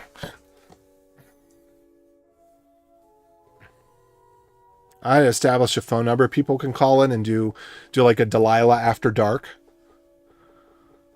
I'm pretty sure Delilah After Dark was nationwide in the 90s. It always felt like it was local. It's because she had that soft ASMR voice, right? Like, are you out there lonely tonight? Are you thinking of someone? Give us a call. Tell us about her. Yeah, I don't know what her thing was, but she's always interested in It wasn't even geared towards men per se. 'Cause I don't think she said, tell us about it. I think she said, yeah, tell us about him. It just felt like a candlelight dinner with Delilah, you know? But anyway, we gotta do that for the coding channel. You know, AJ After Dark, I'll put up a phone number, you know. When you're feeling codely, you can just call in and say, well, I was looking at this function and I just realized how grateful I am for integers. And I just don't know. I don't know how to tell them. What should I do? And I'll say, well, parcent is a great way. You know, just remember parcent and triple equals. I think that's really the best way to show them that you care. Oh, thanks. Thanks, AJ.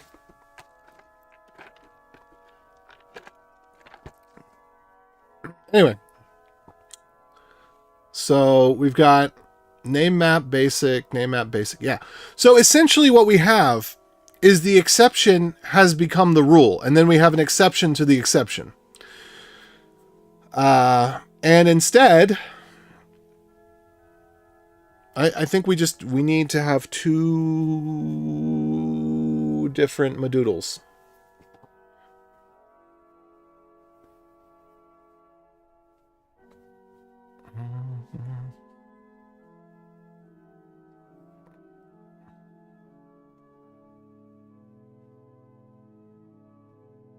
Yeah, okay, I'm going to go look at this file because I think I have an idea for how to do this. Whoa! That's not what I meant to do. I hit a hotkey. I hit a hotkey. I don't even know which one. I've never been too good at all those mechanical keyboards. No, sorry, can't do it. I tried though. And I think I deserve points for that.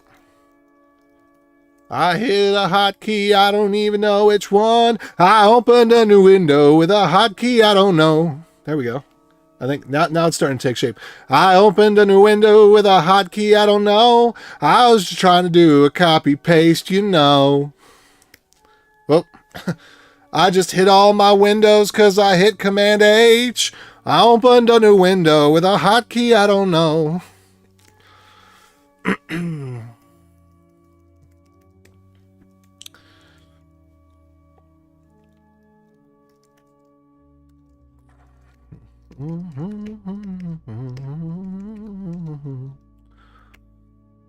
All right, this is what I'm thinking.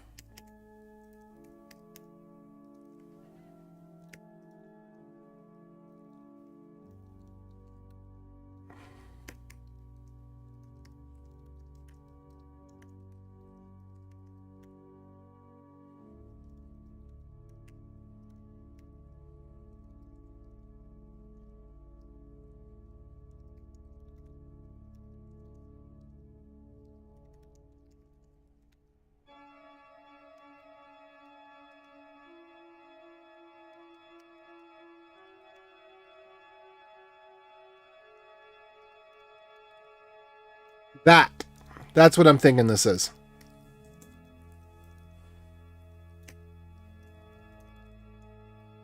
Ah, it's the song I don't like. Skip.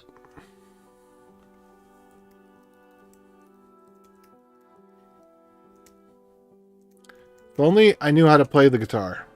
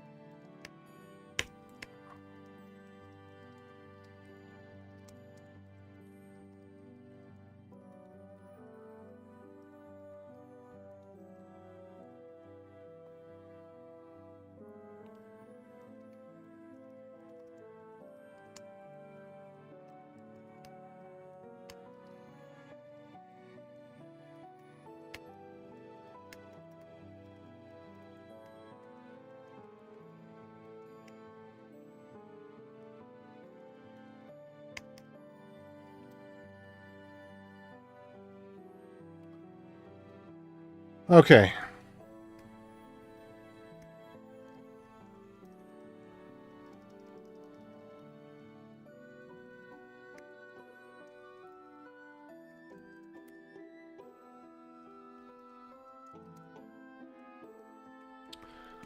That's how I'm doing it.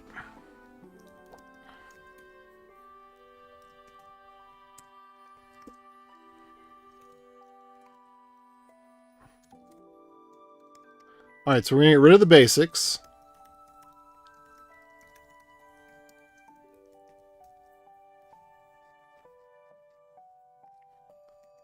Name split maker. Okay.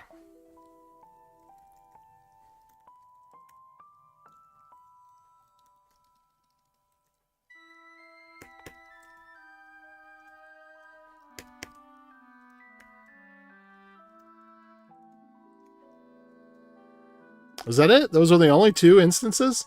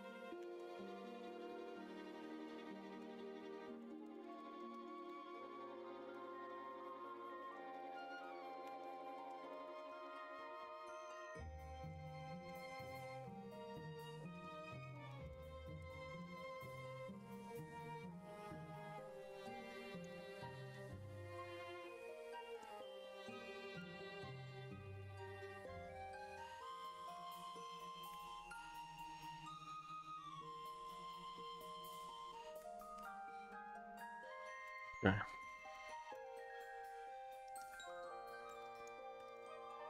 Okay, so we're going to have a split names map.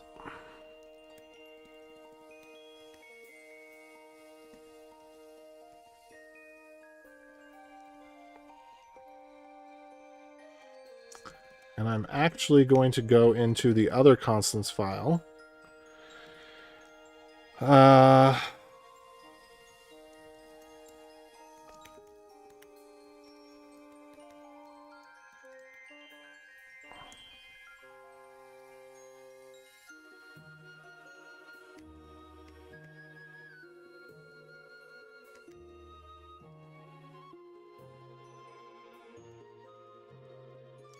And I'm just going to get rid of this dependency here. Do we still have a dependency on Lodash? For what? Let's get rid of Lodash.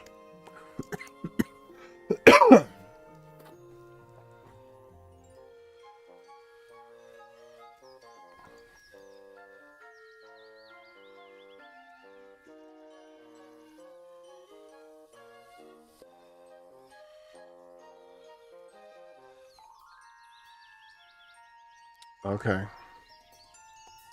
So I'll do this bit of cleanup first. I can actually shove this before everything else. And then I'm going to do the next bit of cleanup.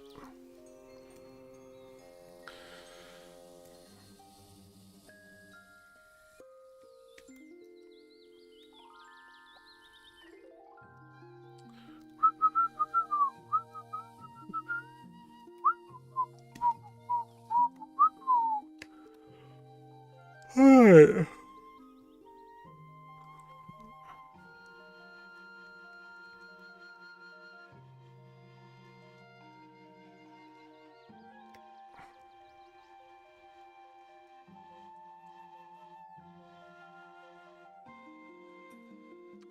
Okay, so now, if I'm understanding this correctly, we can just do object.values on the name map.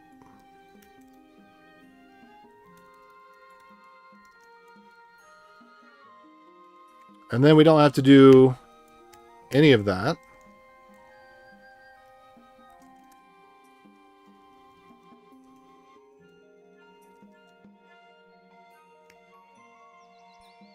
And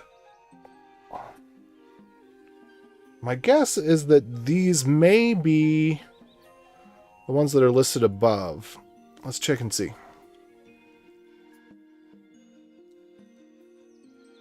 So are these the additional that are not specifically listed above? So 33, 35, 34, 314, 492, yada, yada, yada. Okay.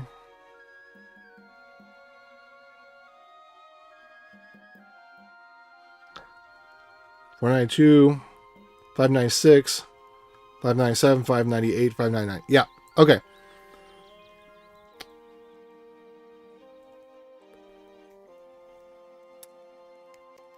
So here's what I want to do with that.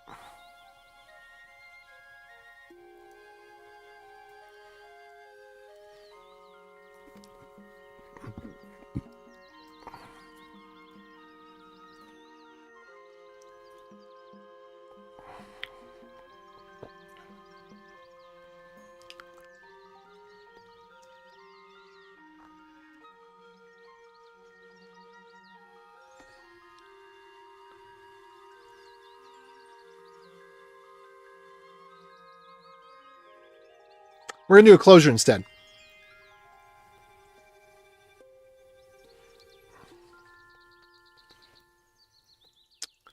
We're going to do like this.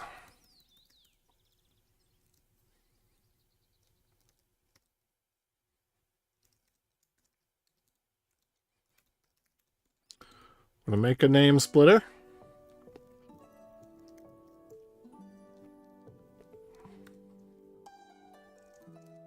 And then we're going to return a function with the name.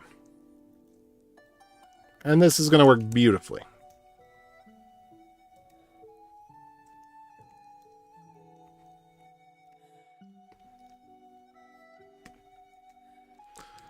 And we're not going to use bind, because bind is syntax sugar for this, but especially in this case, it'll be a little bit better if we do resource name map.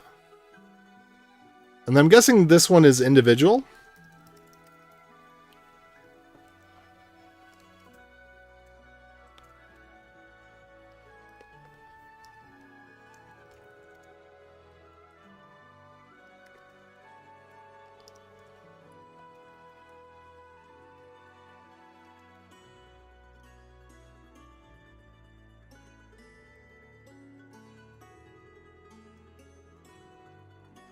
So we can just take this, move these into here, and then we can take this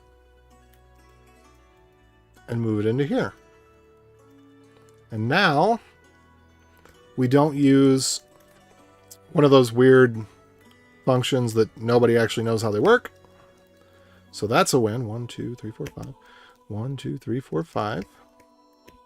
And now we can concatenate so we can keep track of this better. So, and then 19 was what?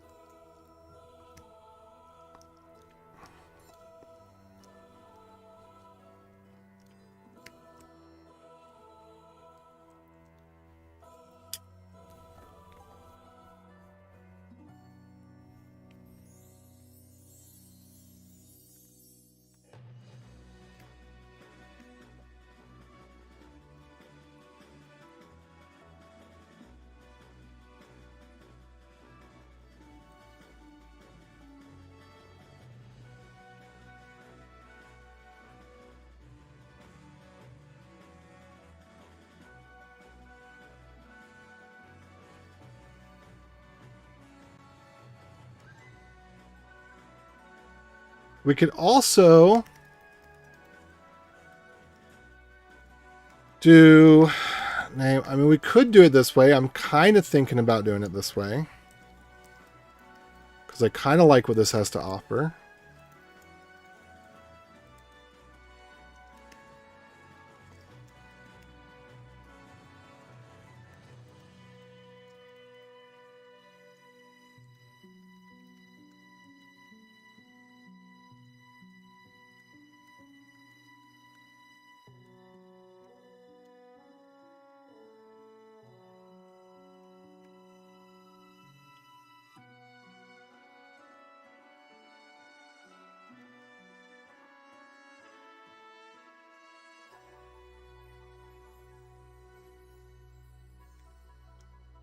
And then we just do split names.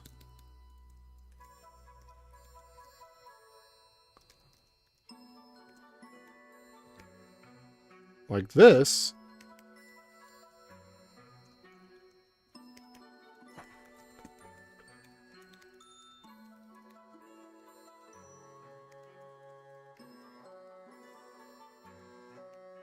And I think that looks a lot nicer.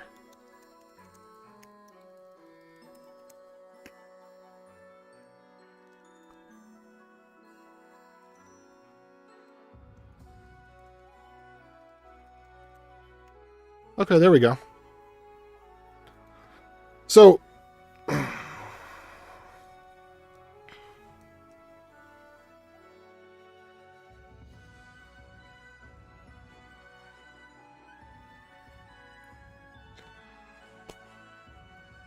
okay, then this very last one, now we can break this down in a way that starts to really make sense. We can do this, concat, and then we can pass in this one and this one. And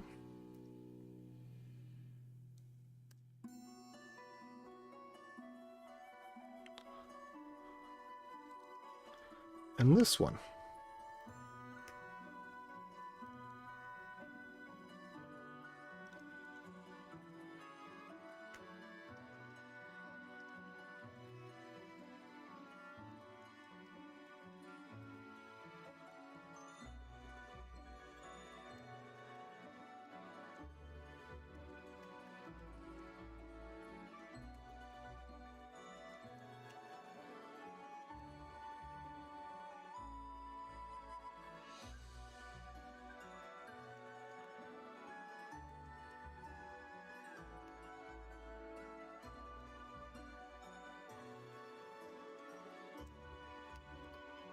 All right, there we are.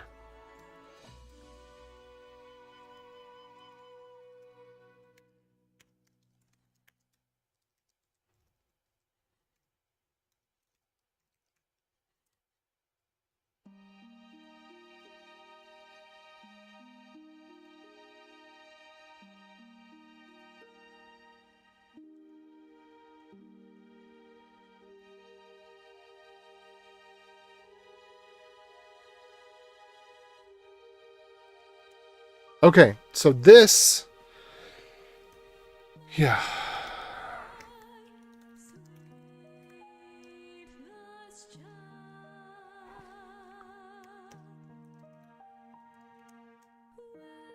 Now I just need to figure out what one was. I think it's individual. Individual. Let me see if I can figure out what it is over on this one. I think it's individual name. I think it's field individual name. Taking bets right now. I'm going to look it up in the database. Who wants to bet that it is field individual name? Does anybody want to bet against me on that one? Individual name. Okay. Boom. And the database says... Today on the database says... Let's see. Select ID slug from... I think it's feature type where ID equals 1. Nope. Was that comp slug?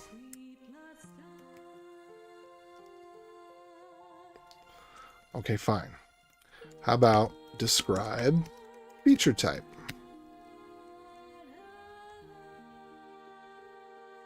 Oh, it's slug comp, not comp slug. That makes sense. Composite slug. Okay. It is individual name. We have a winner. That's right.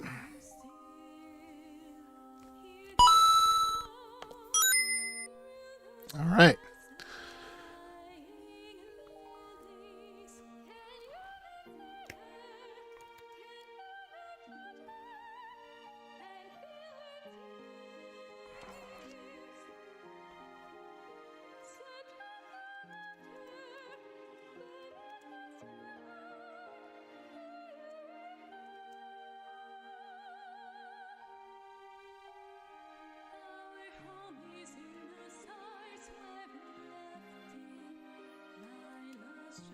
Okay, cool.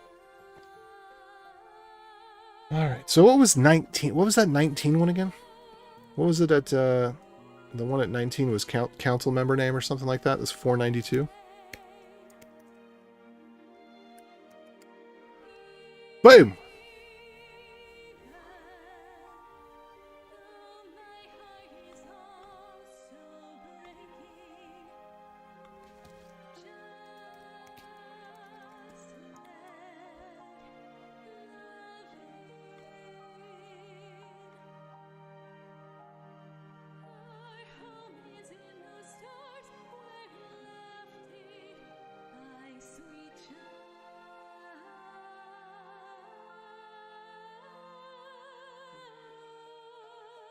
Okay.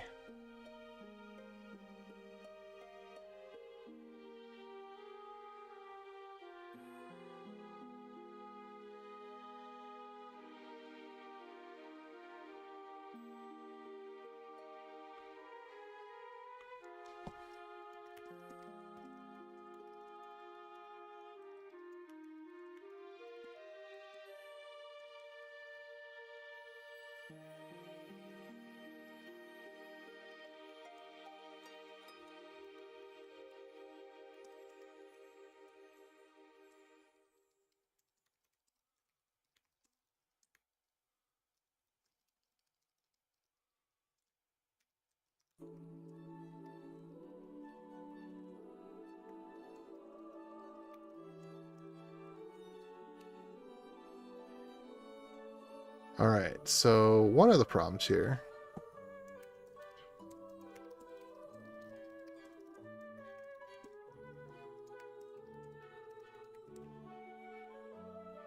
Okay.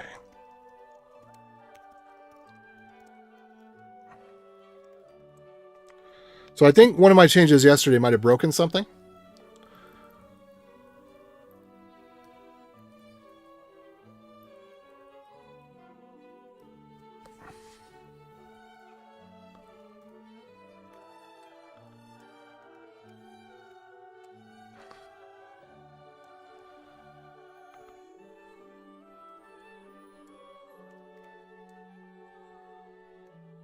So now we don't have to worry about this anymore.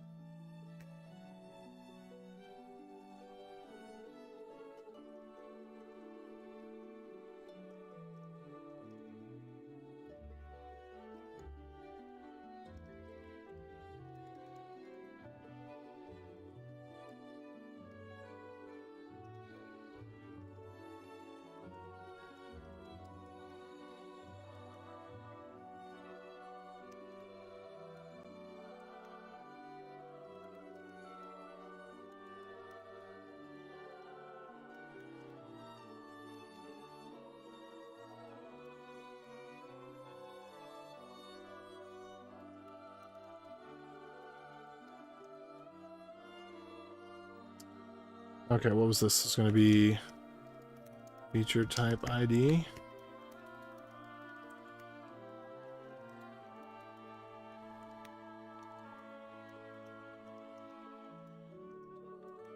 What?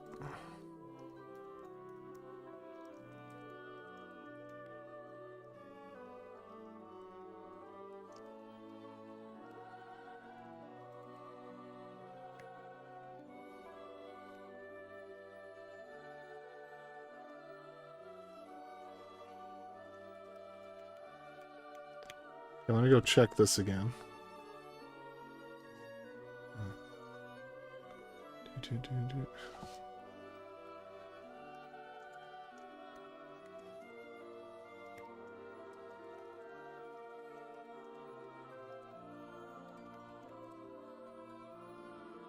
Okay, I'm gonna... Okay, this was split names map.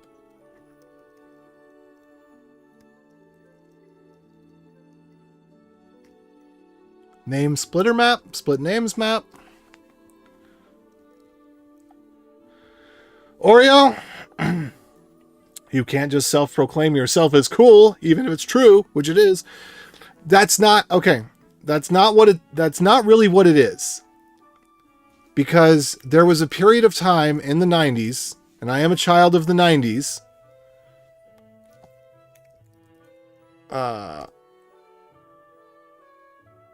Here we go. Here's story time. Here's story time on why Cool AJ86.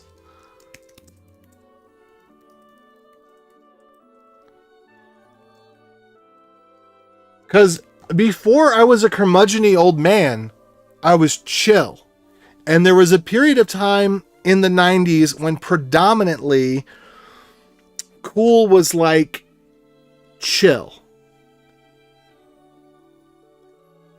Or it just meant, what was it? Back in the 70s, what'd they say? They had some word that was very vanilla that they used to describe things.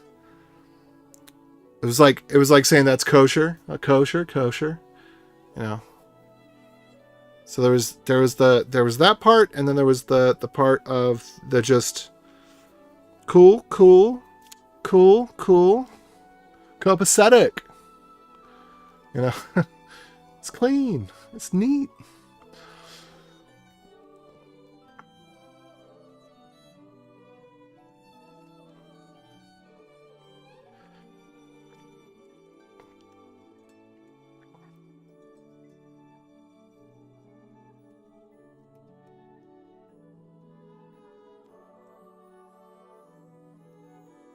Okay. Name map.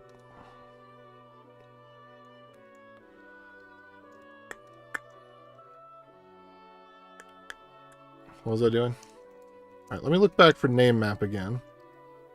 So let me look for name split. What? Oh, it's split name.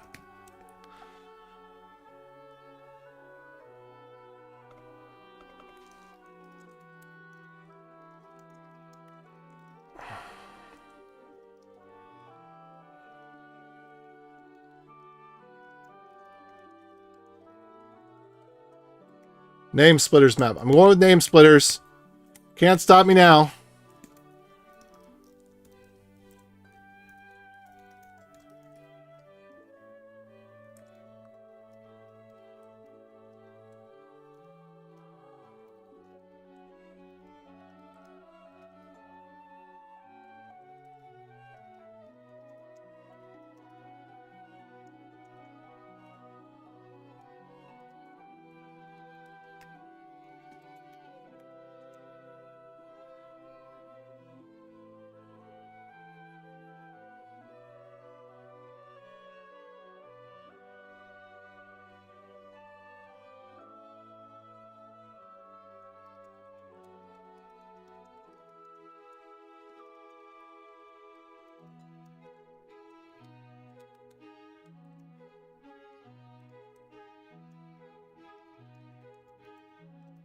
So one of the issues, just historically, which I don't think is 100% solved yet, is that people DM when they have a problem, right? So the way to triage a problem in a small company, people just DM because there's only one or two people, so you just DM. But I'm telling you, you should make a channel for this and just always have a habit of it from the beginning, because somebody DMs somebody else and says, hey, I'm having a problem.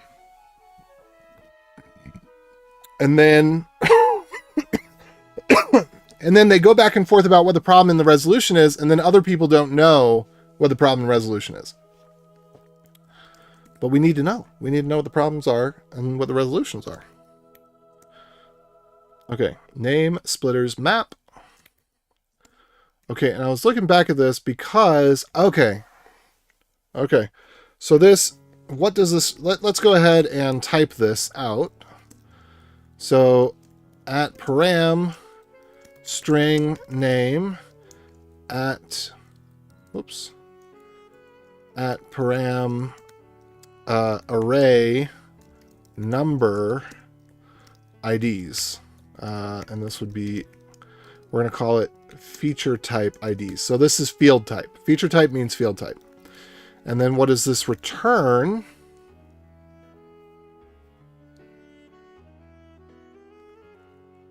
Crap. That's not good. We got to get that documented. Okay, was not related to a change I made yesterday. At least it doesn't seem to be.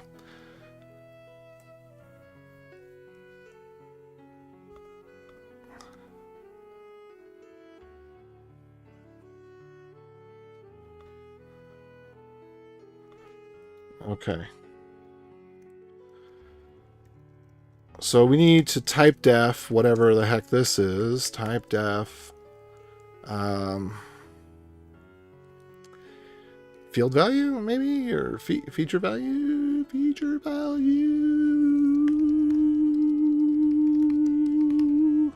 This only exists right here, so yeah, we can type def it here. So prop is going to be number.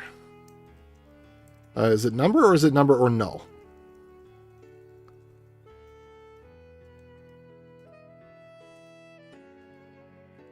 And it is arbitrary in length. And this function needs to die, by the way. This is not a good function. So what we actually need is two functions. One for the, hey, what's up? Sorry, I did not hear the little but I happen to see it as it happened. Someday I have to go get all this stuff working again so that raids and all that, so the sound is nice and loud and I hear it. But that, because that one I should have heard that one. Let me just double check. Is that going out? That one might still be set up to go to my headphones instead. No, it says right here it goes out to the speakers. So for whatever reason, soundboard, Mac speakers, yeah, it goes directly out to the speakers from the soundboard through OBS. Okay. Anyway, thanks for the whatchamadoodle. The sub, the follow. Okay, and I do have, so I said it might be half an hour, and now it's been almost 2.5 hours. So I'm going to have to get to a good wrap-up point, because I just got pinged about the thing that I might have gotten pinged about. Okay, so we got feature value. It's got a prop that's a number, and that's feature type ID. And then it's got a prop that is going to be a string or null.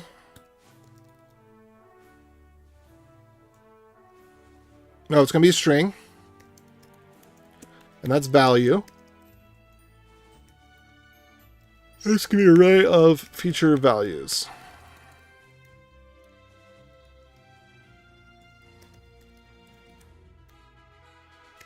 All right, that's what this is going to be.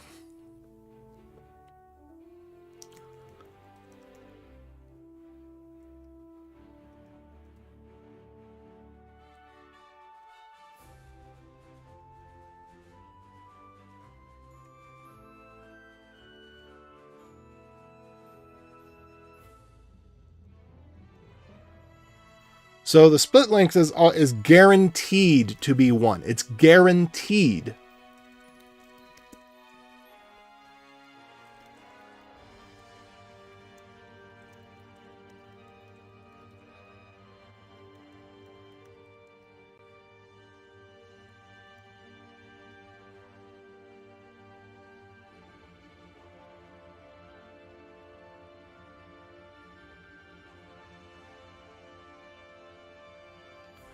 Yeah, this is too much overloading. It needs to be two separate functions that are just similar.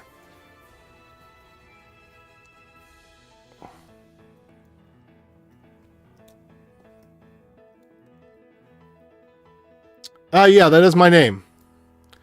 And I noticed that my name does not split correctly in our software.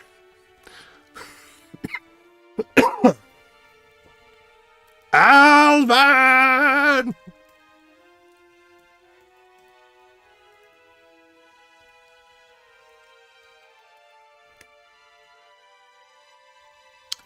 And so I would actually...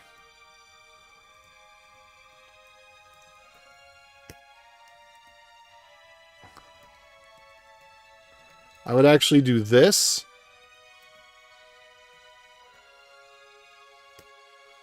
So that it has a return.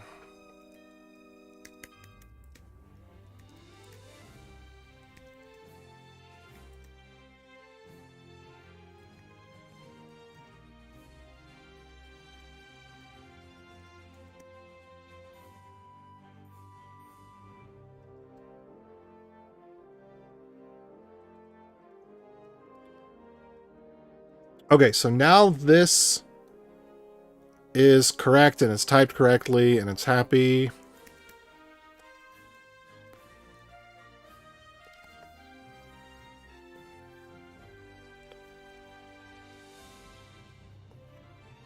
And then it should be able to tell from what these return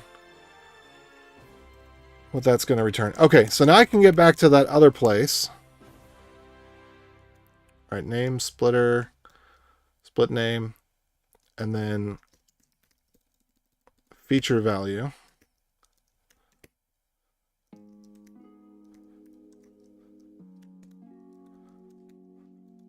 And then we're going to do this.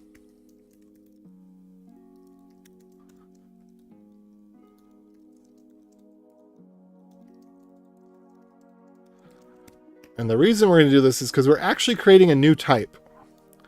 An object.assign is also recognized by a TSC when you're changing the type of a thing. It recognizes it as such. So it's got feature type ID, but it did not have resource type ID. So this adds resource type ID.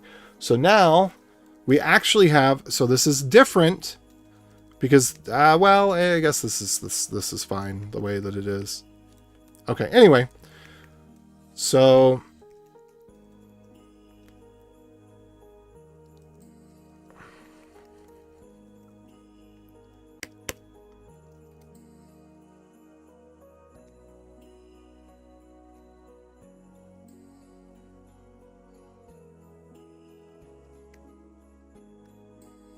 ugh.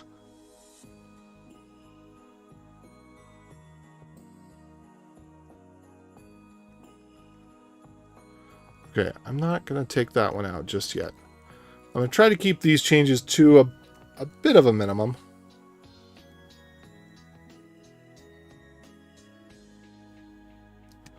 Good old sleep. I wonder why we have to do that.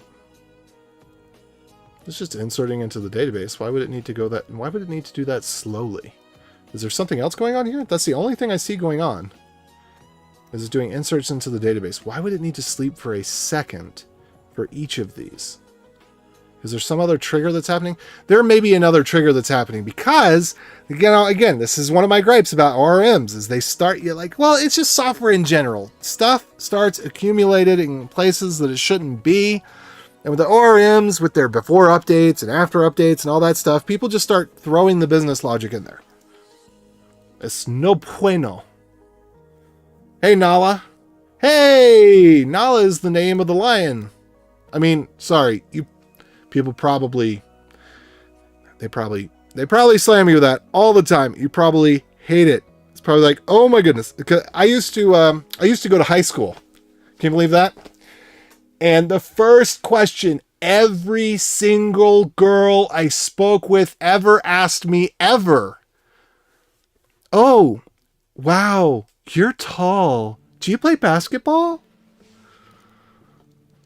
Gah! You know, or people find out your name's Alvin. Alvin! Yeah, hated it. So my apologies. My apologies for doing to you what has been done to me 1,000 times over. I know better. What? You had your name legally changed to Nala because of the Lion King? What?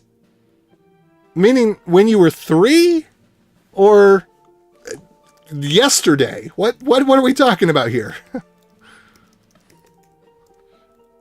So you are a child of the 90s, or you were very experimental as an adult in the 90s to change your name to Nala. Which is it? It is a very pretty name, though.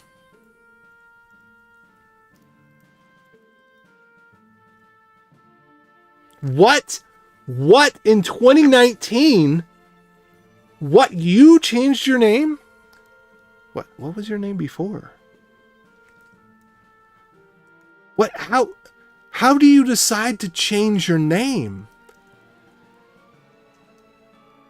I mean, I guess there's a lot of reasons, and some of them might be kind of personal. It's just, it's like, it's a little bit, it seems like it's more serious than even getting a tattoo, right? Just changing your name, that's a big deal. I mean, that's identity.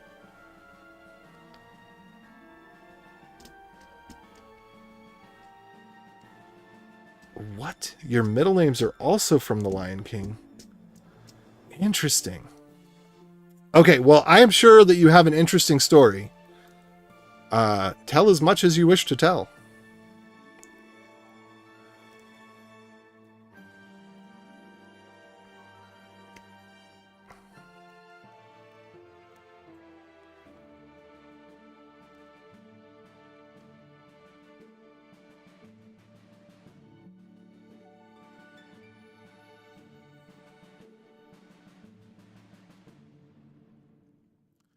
Wait, this is not... This is... Oh, okay. Resource type ID. Got it. Keys. Yeah. All right.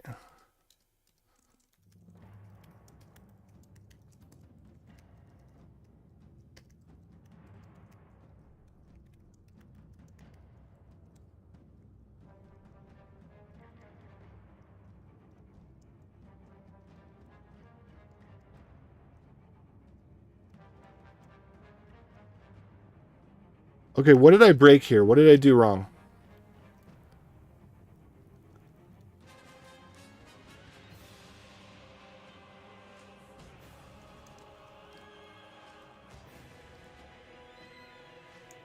I'm very confused.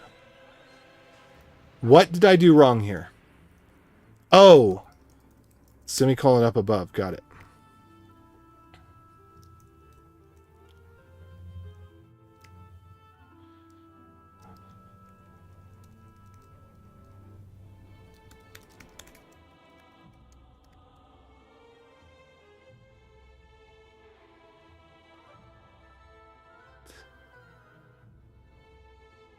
Whoa.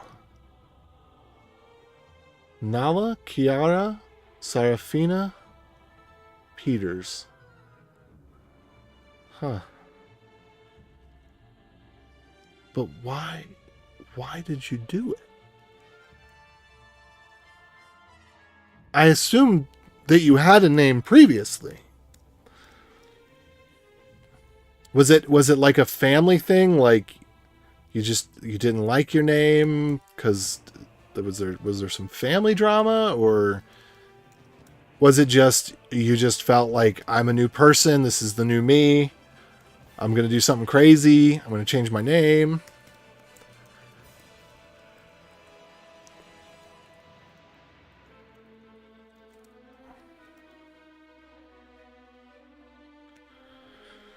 But that's cool. I will tell my sister about this.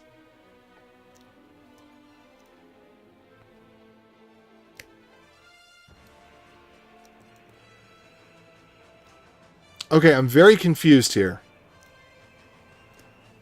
This is impossible. We're going to take the resource type IDs from the map, and then if we don't have it, we're going to return. That's not possible. We can just get rid of that.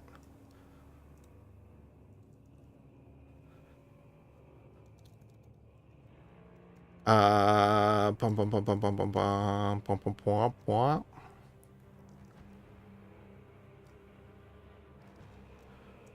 Okay, let's not call this raw. What is this? This is resources?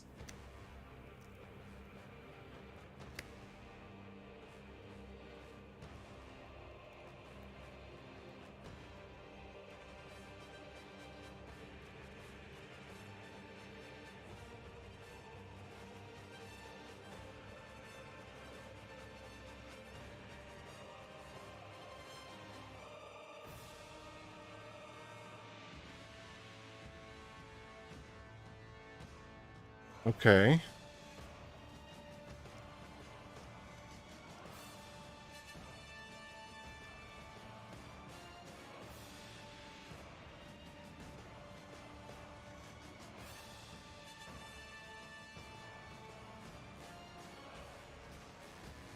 Okay, let's try this. Select star from as R. Okay, left join feature as F on and where and okay.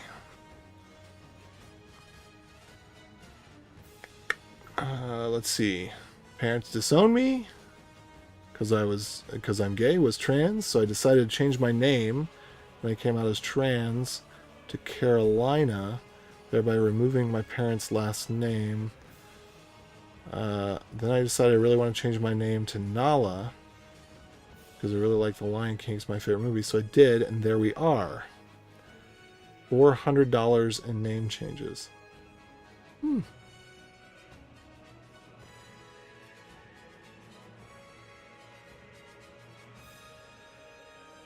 Interesting.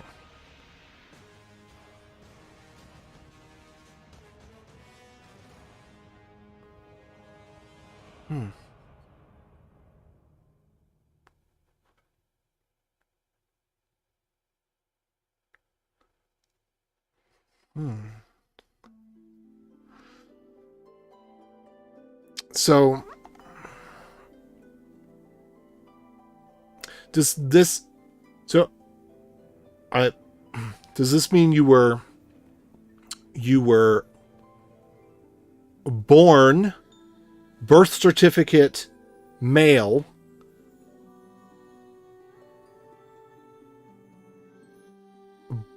and you liked men, and are you saying that you thought? I didn't quite follow that, which the order was. So, I mean, essentially, you got a ding-a-ling and your name's Kiara, or you don't and your name's Kiara, but you like girls. Okay. All right. Okay. Interesting. Interesting. I don't think I've actually personally met anybody who's gone through that experience. Well, I guess I still have not personally met you. But that is interesting.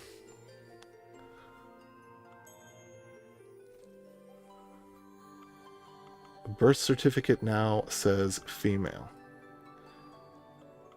Interesting.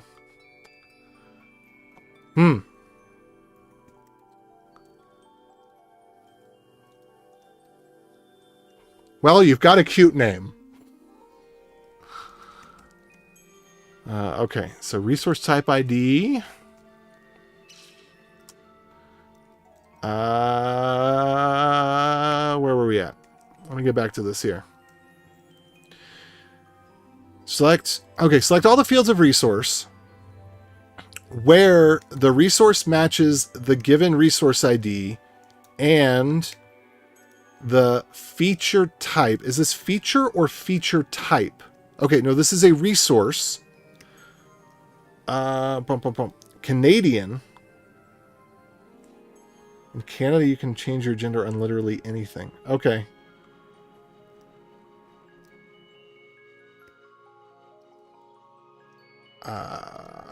Okay, so hold on. I was having trouble with this before. I need to think through this. All right, so these are resources, and the resources have features. So basically, it is a form or a field set that has fields. The features are fields. The resource ID is the specific thing. So the specific thing is check for missing resource name features. Oh, okay, got it.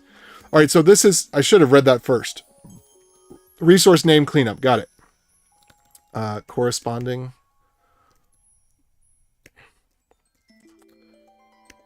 Without a corresponding feature. What? This is a resource that someone activated Google on my phone.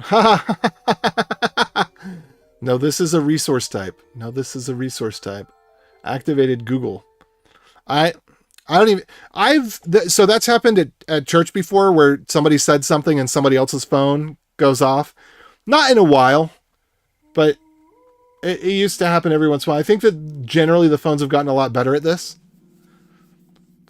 But in other cases, I've been able to kind of onomatopoeia it, or balderdash, or madgab. I forget which is the game where you read words and you're supposed to listen to the sounds, not the words, to then reverse back what the sounds are.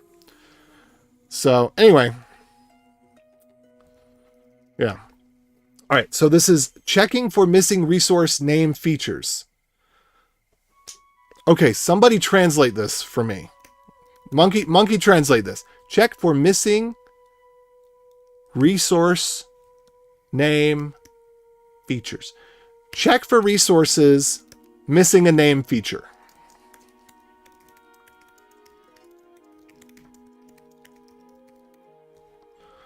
Okay.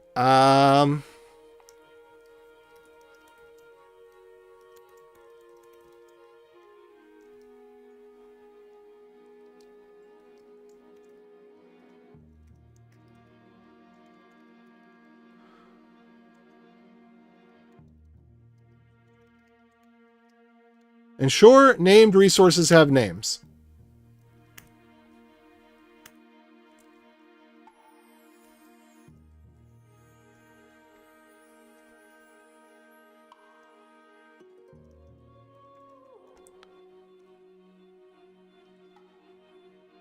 Okay, Boomer.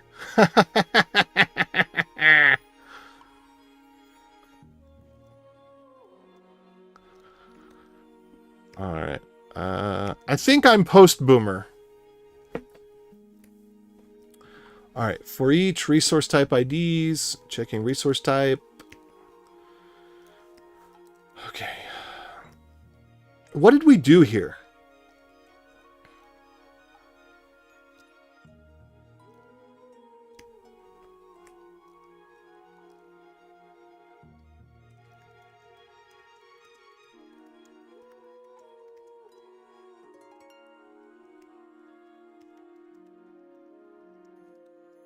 Oh, no, I don't want to do that because that changes scope, and I don't want to change scope right now.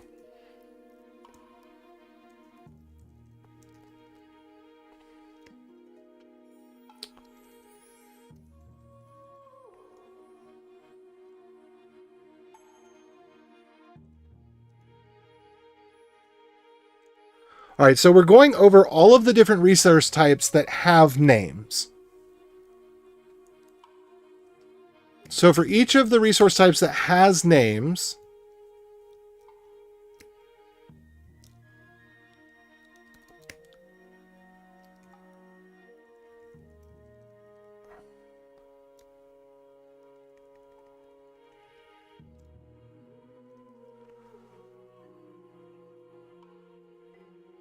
get the resources where the resource type ID is a thing that has a name.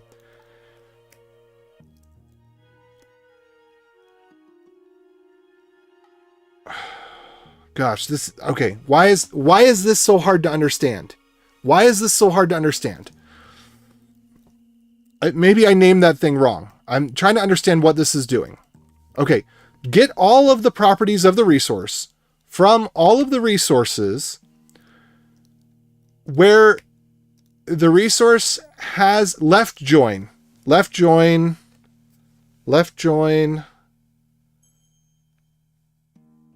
meaning that we're allowing nulls. Okay, I think that's what this is saying. Okay, so we're left joining so that we can allow nulls. Is that what we're doing? Left join. Yes. Yes, so we want all the things on the left, even if something on the right is null. Okay, got it. That was the missing piece for me. I was skipping over the word left join. Okay. So for the feature, which means a field or a property, as F on resource ID is what? Oh, okay. Where the fields, what the field belongs to is the thing, and the feature type ID is the name type, and the resource type is the type we're looking for, and the ID of the corresponding feature is null. Okay, so this is saying literally get all this would be resources without names.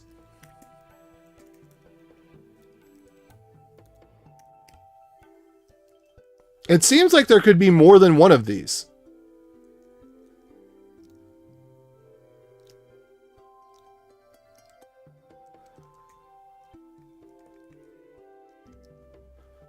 So wait, something's going on here.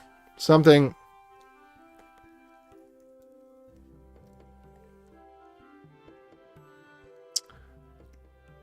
I'm blanking on what's going on here. I think that this is not returning what I was thinking it would be returning. Maybe it's returning the structure of the database as well as data in the database. Okay. What does mouthwash have to do with software development? What does mouthwash have to do with software development?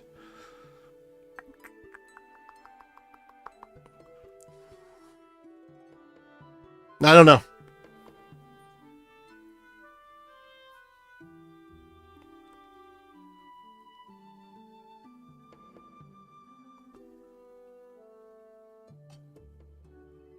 A lot of rinse and repeat. No, that's hair. That's shampoo. It makes your Mountain Dew not taste as good. I can tell you that much.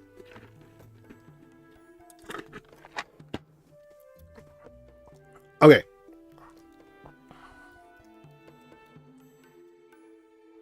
Scope. All right.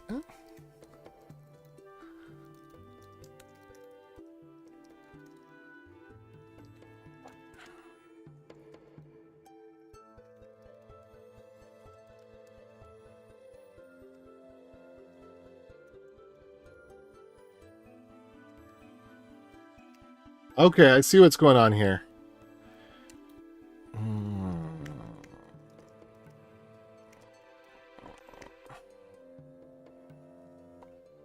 But I'm a little confused as to how this is going to help. I guess we'll find out as we go further down the rabbit hole here.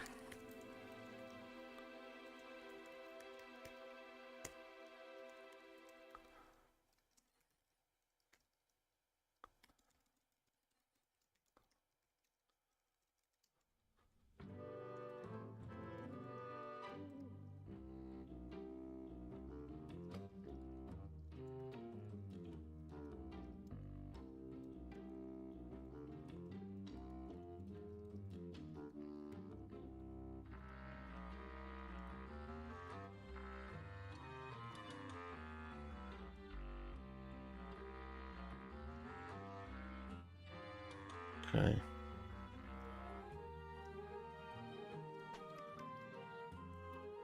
All right, resource type.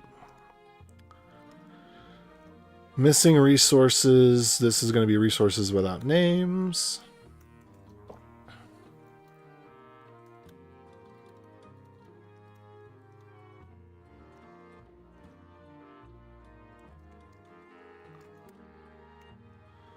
Okay, and this Sentry stuff, it basically goes nowhere. So I've never looked at Sentry personally.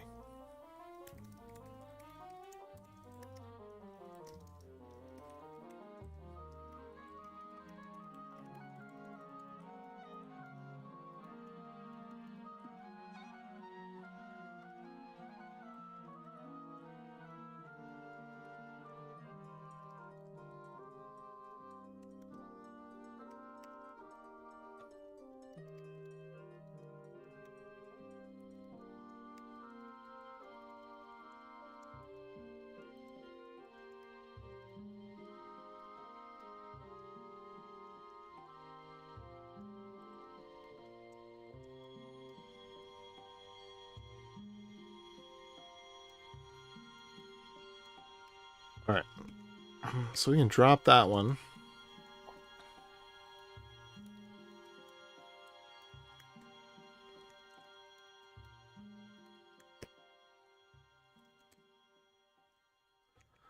All right, I will probably end up stashing this and coming back to it because I think I've made more changes than I really wanted to.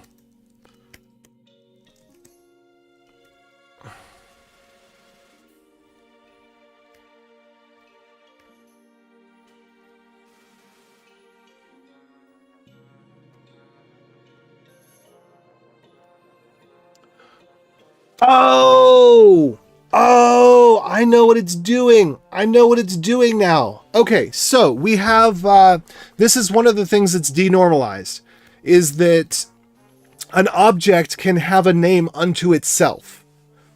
And, okay, yeah. So, I mean, basically, there is a bug. So this is accounting for bugs in the software. That's what this is this whole thing is just accounting for bugs that haven't been fixed. So if something's partially created and something fails, say like their Stripe payment doesn't go through. So there's so many places in the code where everything's just mixed, right? And so, you know, creating an object might rely on a HubSpot ticket being created or something like that. What we need is to have all these things moved basically into an event system where it's like, okay, create the object gets created, done, right? Then spawn event. For this type of object, create a HubSpot ticket. Also, for this type of object, register payment information. Also, for this type of object, do this. So that's what we need to get to. But right now it's very procedural. And so there's a lot of places where any number of weird errors could happen. So all the time, services that we rely on go down. That's the beauty of SaaS, right? Is that you have multiple points of failure where your application can fail because you're relying on all these third-party services to do this, that, and the other. But we don't have these put into a task queue. Or where we do have them put into a task queue, the task queue isn't, you know, do this thing, do that thing, do that thing, and then each of them, you know, one could finish, the other might not finish, whatever. They're all very interdependent.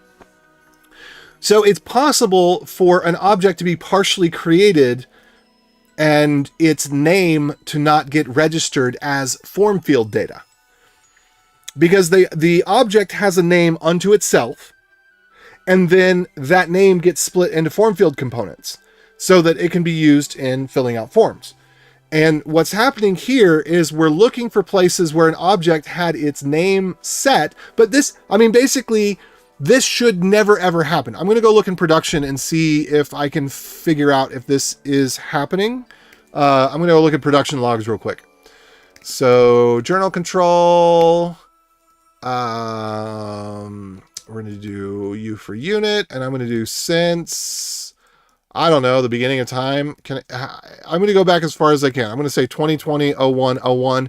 It's probably only got a few days worth of logs, but I'm just going to get the logs here. So let's go to mount, data, and then back.d.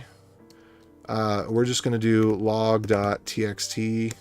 Okay, so I'm going to let that run for a couple minutes. I'm going to go look and see if we see any instances of this happening, because we shouldn't. Whatever bugs existed in the system, that resulted in this condition should be fixed by now. And if they're not, we need to figure out where they are and fix them. You know what I'm saying? Like, this Band-Aid should not live on forever.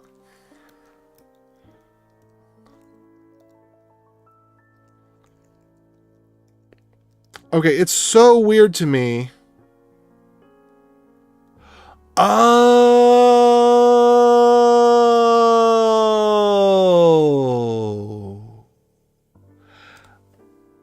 I think I know why this is happening. Because I think that this used to be done in such a way that it wasn't actually being awaited. And so it needed the sleep.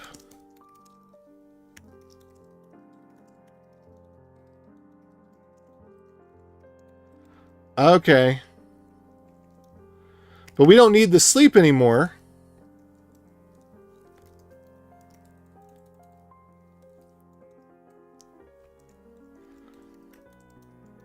Okay, I am going to change these.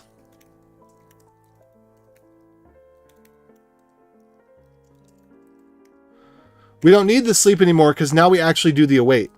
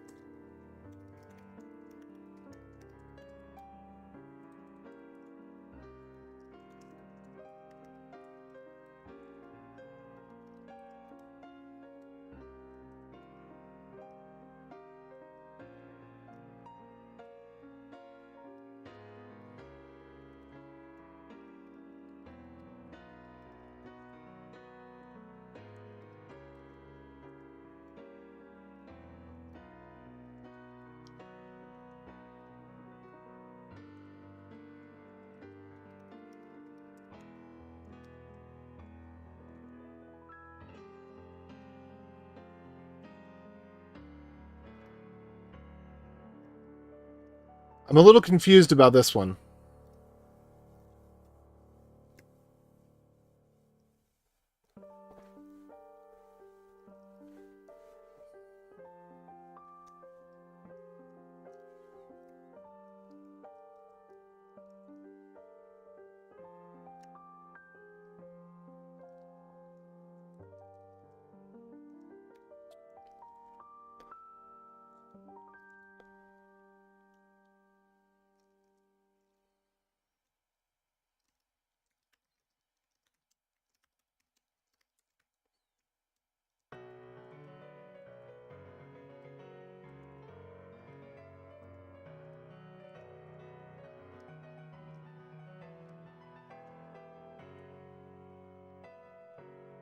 Okay, name map.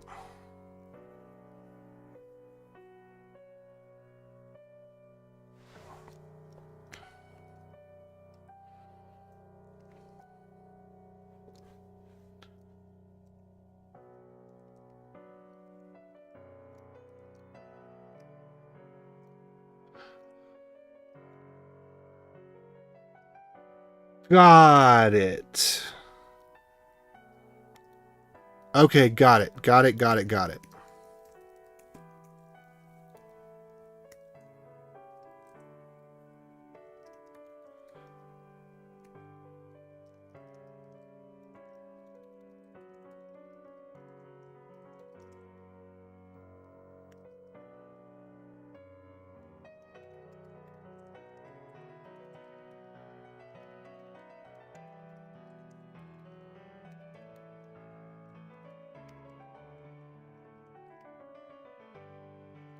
Okay.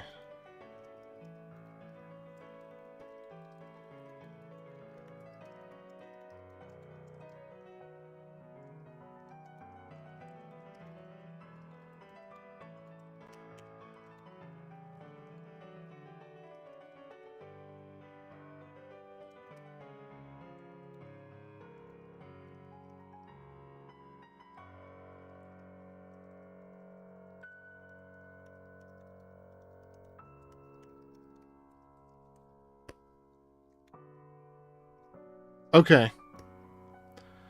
Now it's coming together.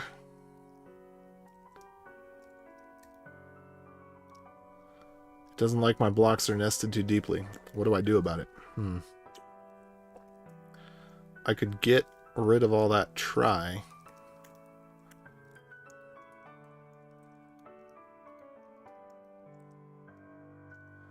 But what are we going to do there? So we could catch each one.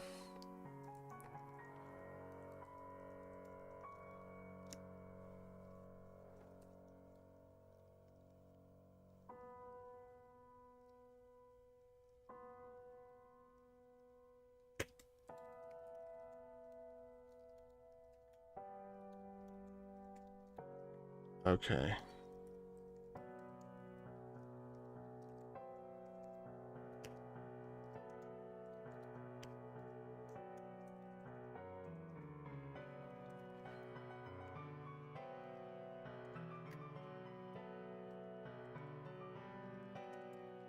All right, let me check back on comments here. All right. No additional comments. All right.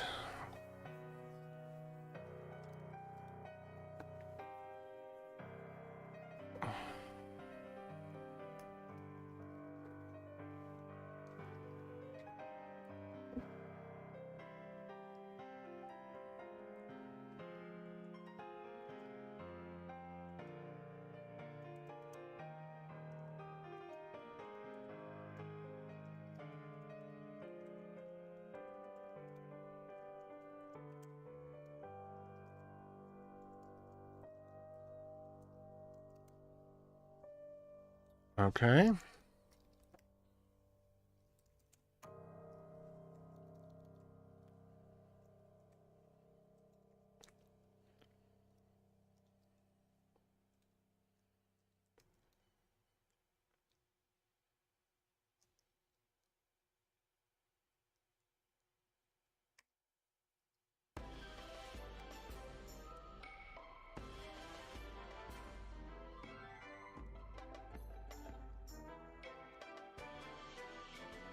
Okay, so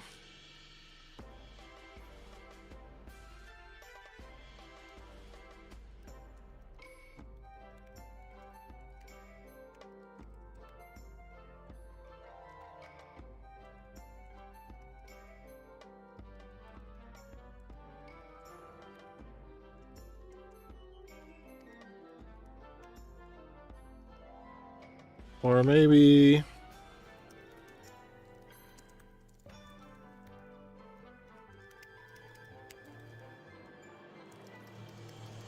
let's go back here. So my rule is once you pick a style, you have to stick with it. So either key value or implicit value. One or the other, not both. Okay.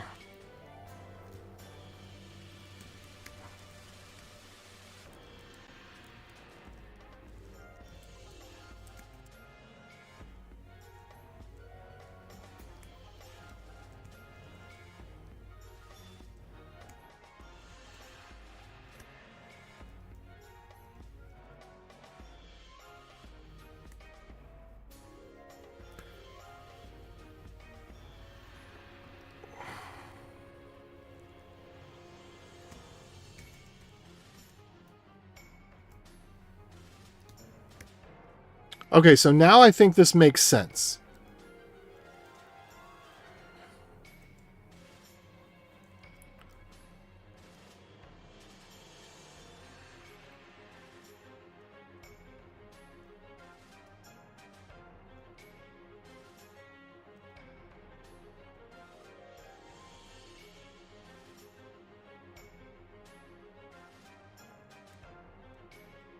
Right, we don't sleep anymore. We don't need sentry anymore.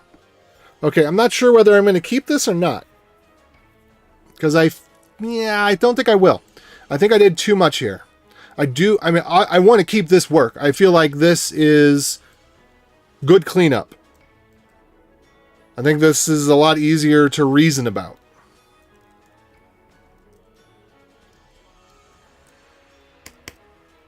All right, we don't need comments on this.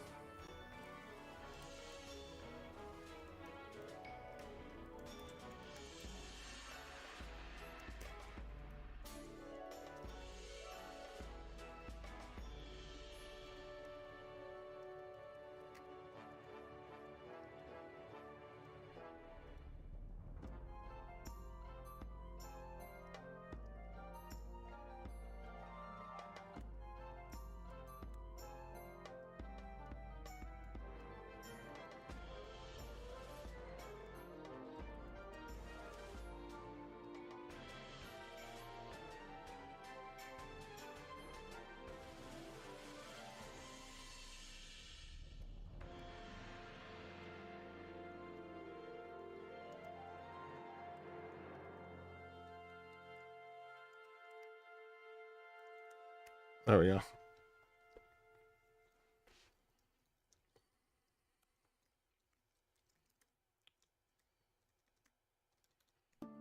I don't know if there even is a place where there could be an error here, as I'm looking at it.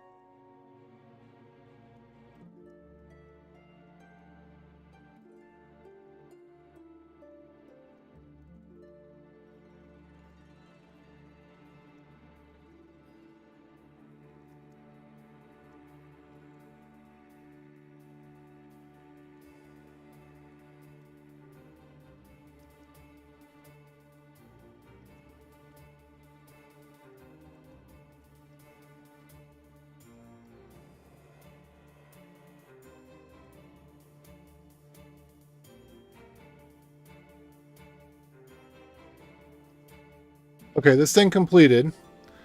Let me look through the logs here for... What was this before? Resources missing names.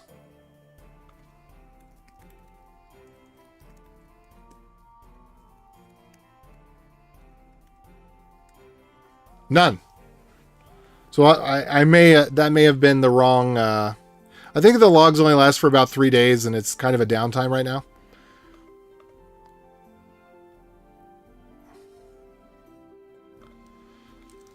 Okay.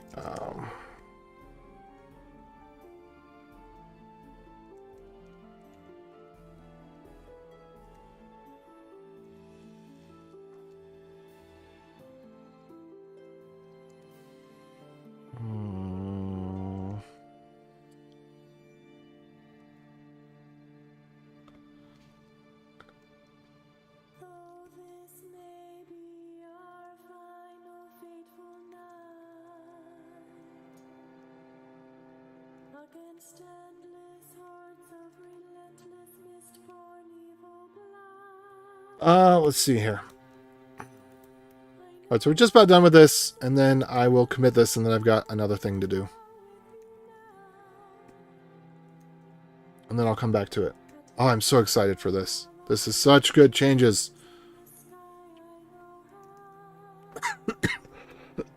Much easier to read. Much easier to figure out what's going on here now. I kind of would like to just pull this out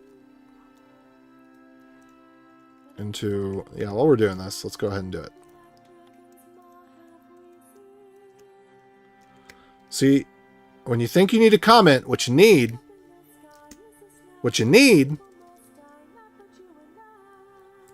is actually a function.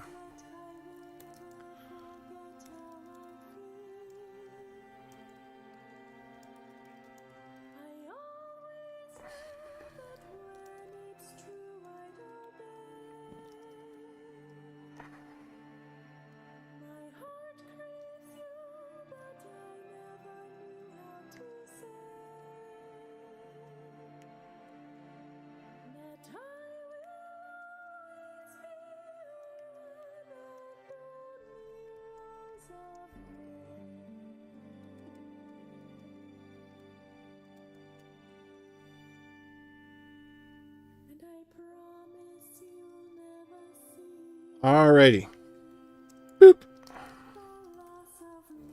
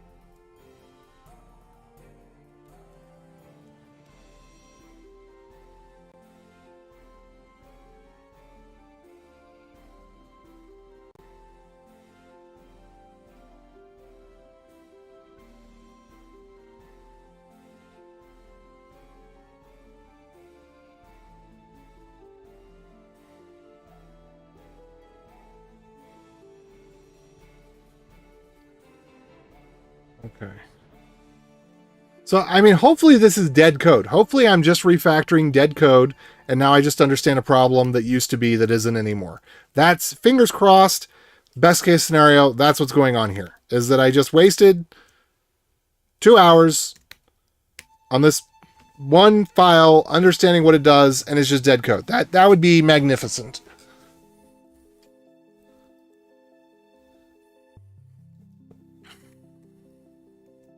I'm sure that every file we can delete is worth at least $1,000. If I could just snap my fingers and say, okay, for $30,000, this code base is going to be clean, I would snap my fingers. That would be amazing.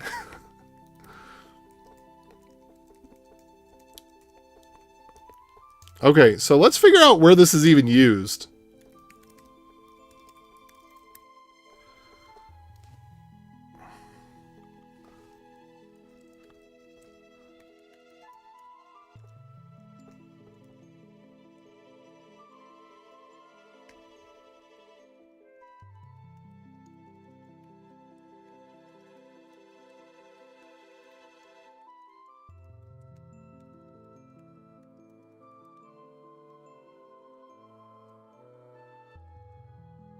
Okay, so this is literally a cleanup action. Well, I mean, I guess I should have looked at the folder name. Because I'm being a little too myopic with some of this stuff. Anyway, let's go ahead and add constants, resource name map, routes, resource. Let's see. Was there something in here that I need to get to? Cron. Okay, I need to get through a few of these.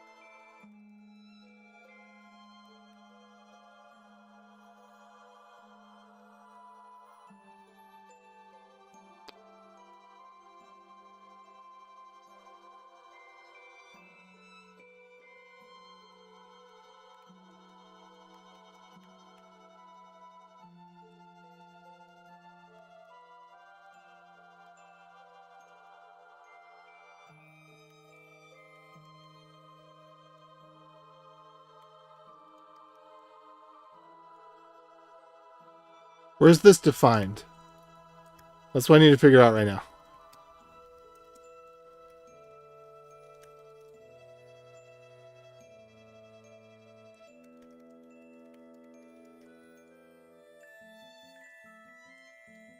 Okay.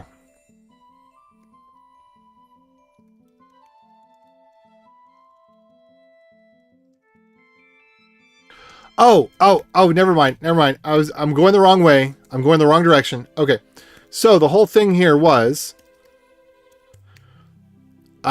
we just want to ignore the weird one. That was it. That's all we wanted to do here was ignore the weird one because this is saying try to get not the function or okay. So we're now we're better off.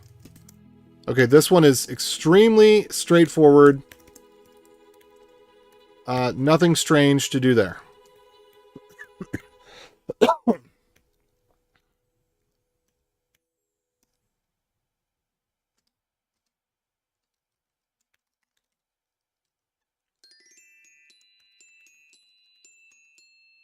Or I guess it was... There we go. Okay.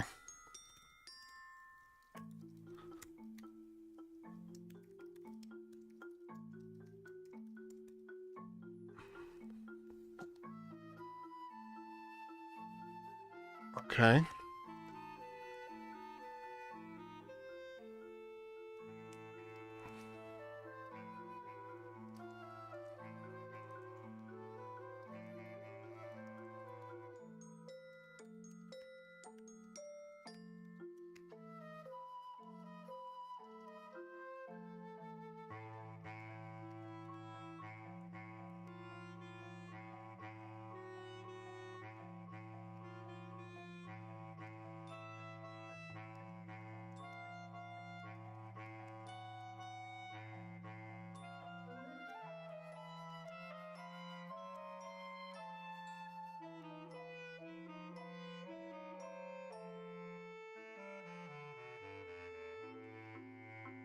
Oh.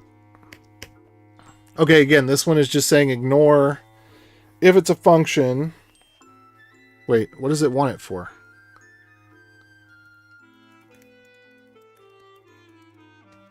To get used? Okay.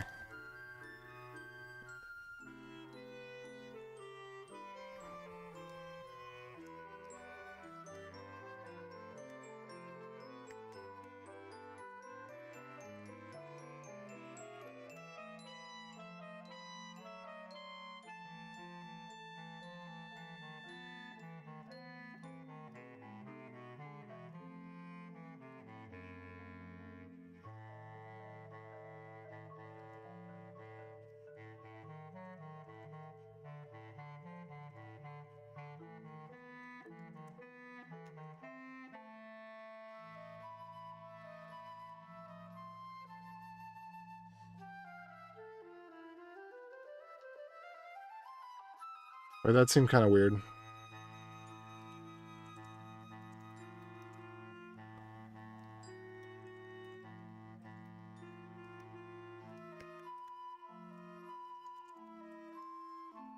I'm going back on this because this is simpler.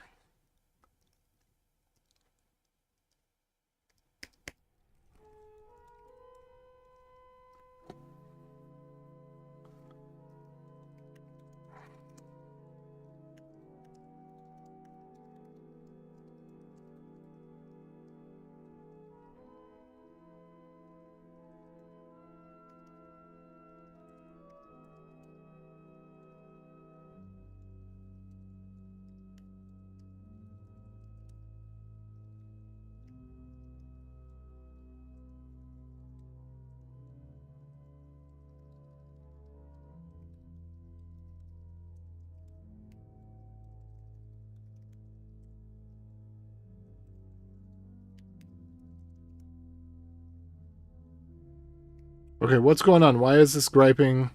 There's probably a comma somewhere. Where's the comma? Where's the comma?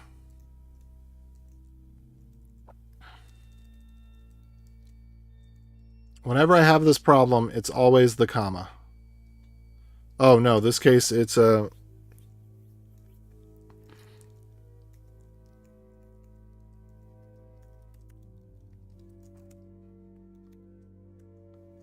Is that it?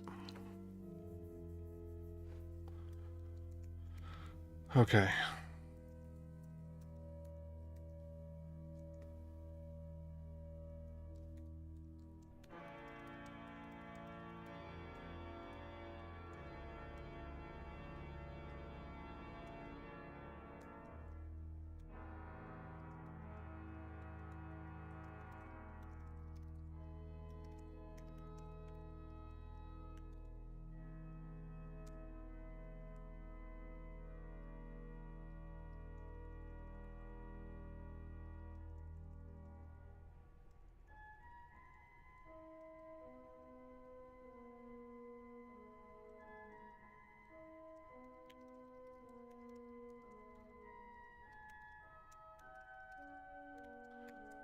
Okay. What's left? 1, 2, 3, 4, 5. We have here 1, 2, 3, 4. We're missing a fifth. Which is the fifth one? Constance routes, util, util.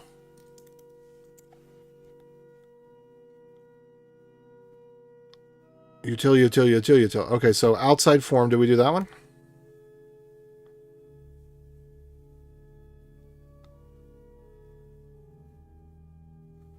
We didn't do outside form. And I think this is the same thing. It wants the basic. Well, maybe not.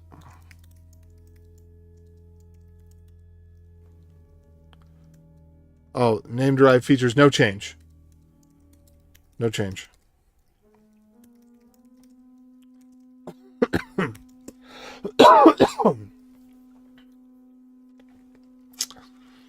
um,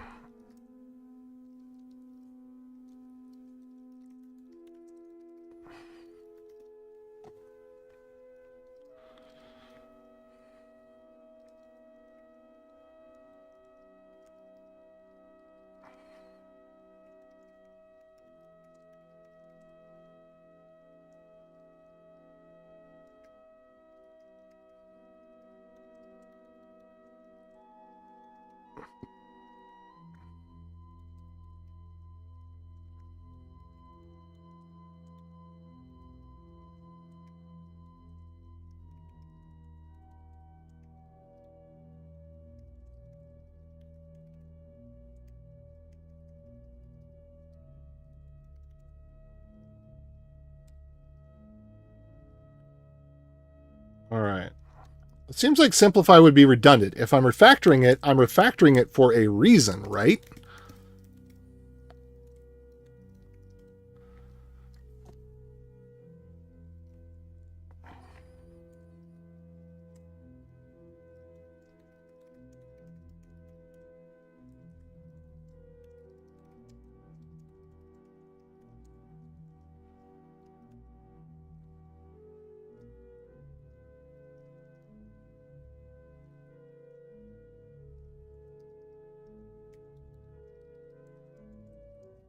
Okay, I think that was the only change that actually was necessary for this. Oh, wait.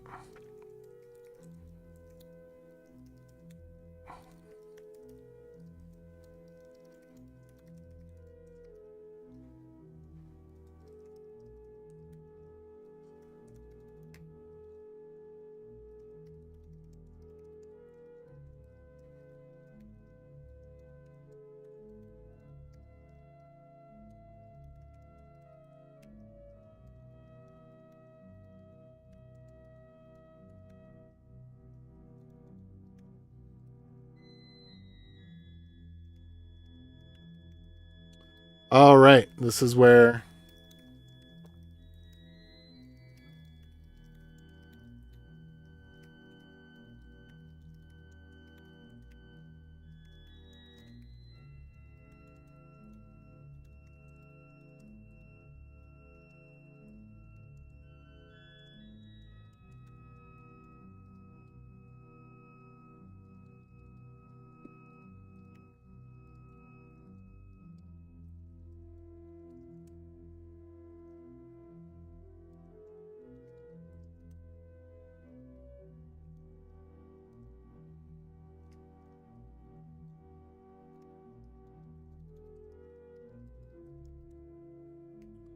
Okay, there we go.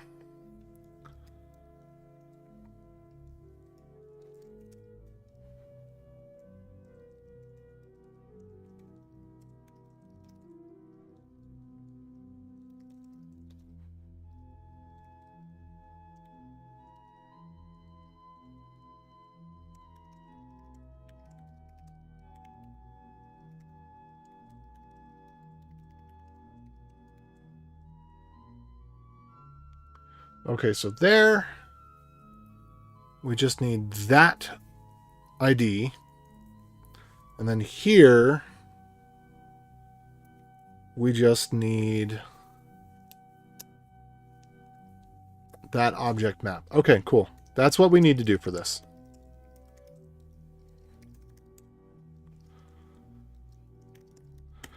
Okay, and then I forget how to do the checkout from the thing.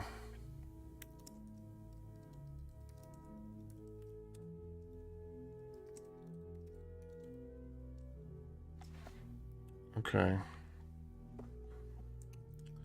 How to check out from stash.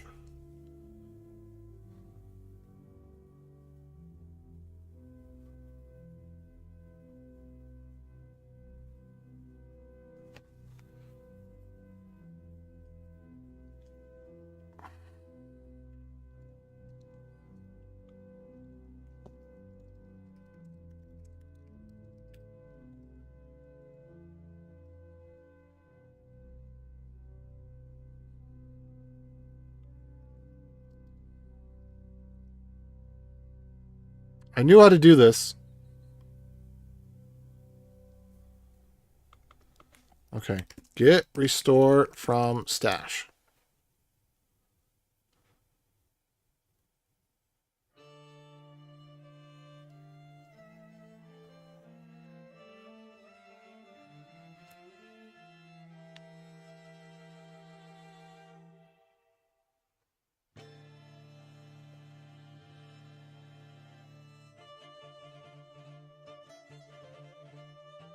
This is what I want.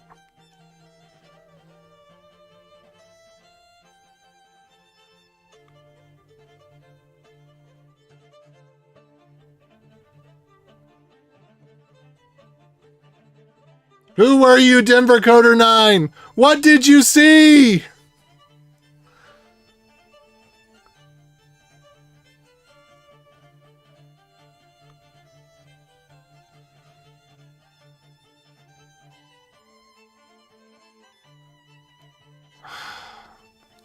Okay.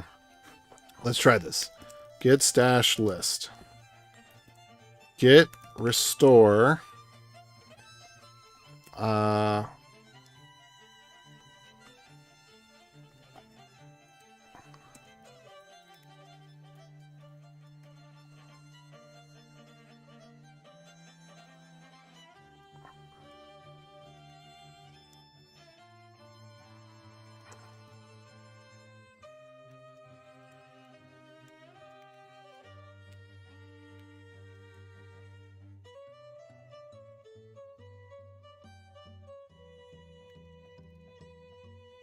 Okay, there we go. That was it.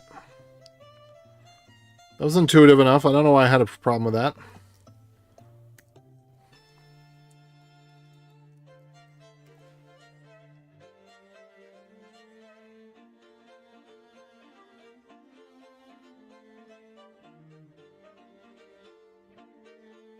No, I wanted to leave a comment.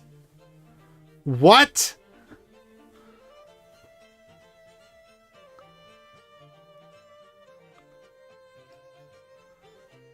Ah.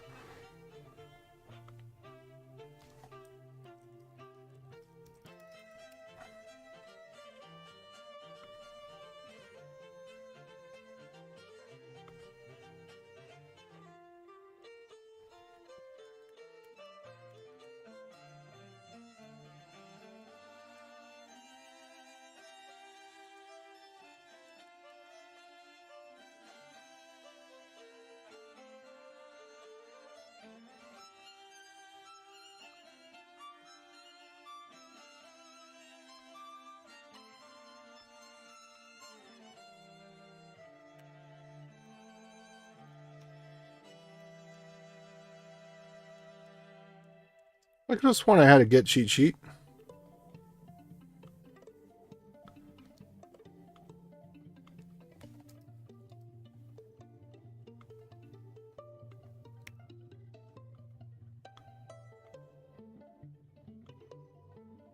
Oh, whatever.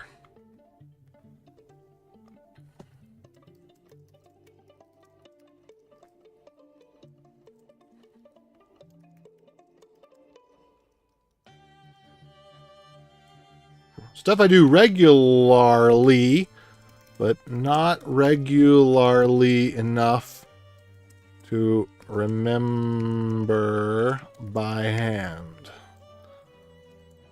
There we go.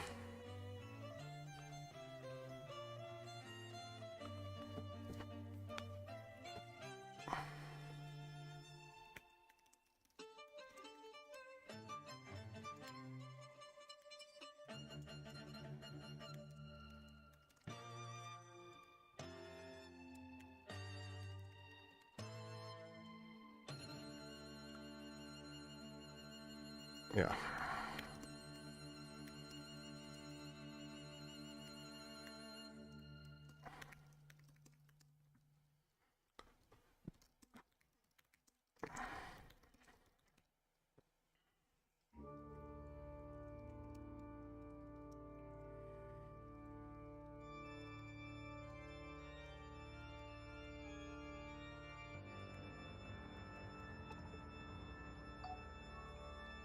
Uh-oh, what's going on?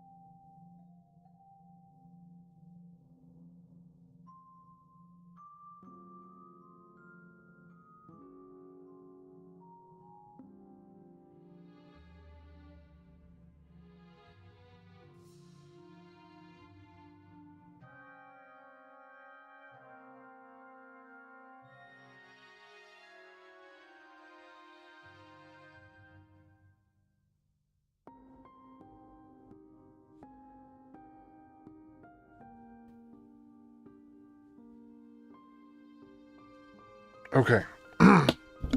So apparently there was two things on Amazon that we ordered that the price difference was $10, and they both looked similar, but I figured, okay, well, because they're different manufacturers and they have slightly different ratings, then I'll just order both of them and then we'll return the one we don't want. One of the sellers just had different pictures up for the same item. I would not be surprised at all if it's not a scam. Because I've seen this happen before. Yeah, because they're the one of them has higher ratings than the other one. Oh no, it's just the seller has duplicate listings for the same item.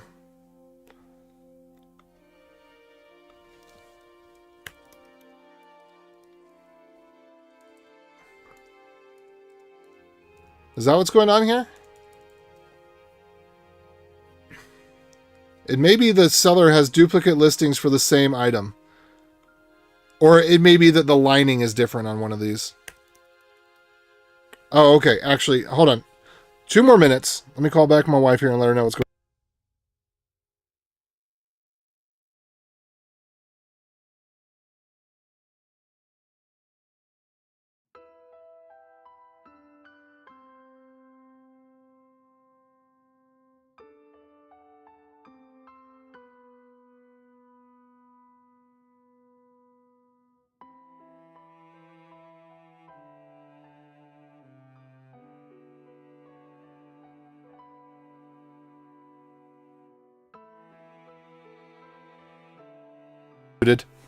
So I think I'm just going to mess my wife real quick about this.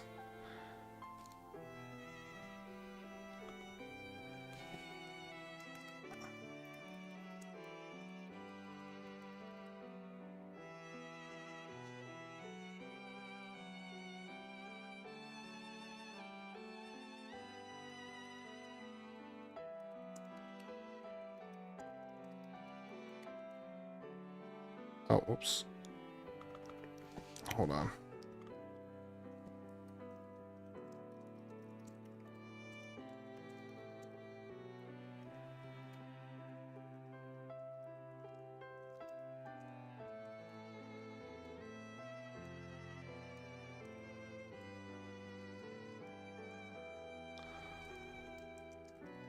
Hold on.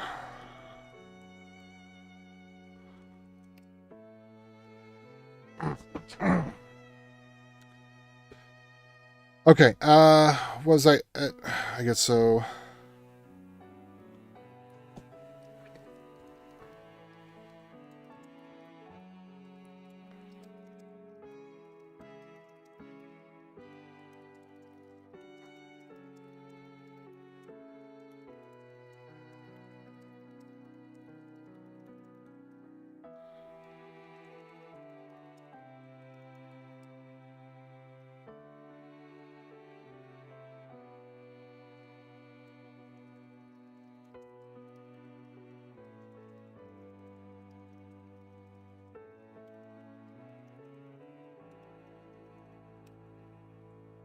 Okay.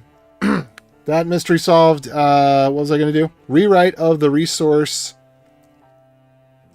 We'll just call this.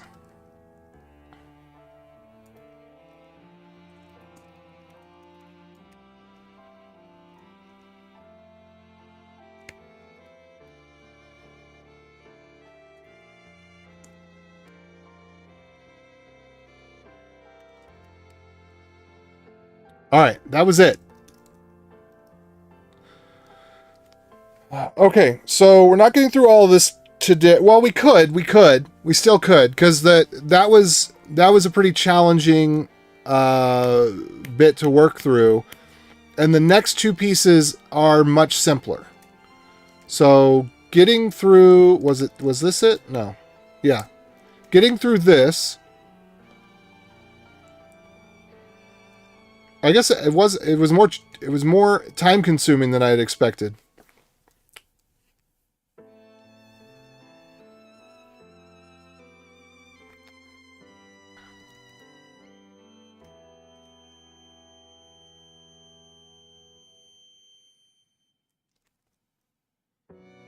Let's see, 492. We not have 492 here? Seems like 492 should be in the list, should it not? Because, no, it's 19. 19 to 1. This one corresponds to 1. But then this is full. That full is not the same. Yeah, okay, that makes sense. Okay, I understand. I understand why. What I don't understand, I actually don't understand why. I do.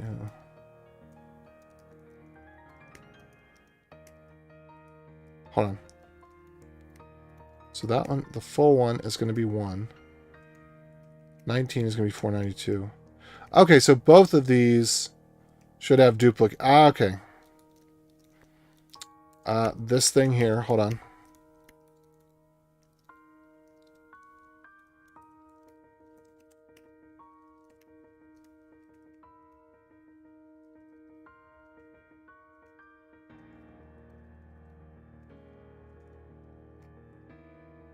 Mm.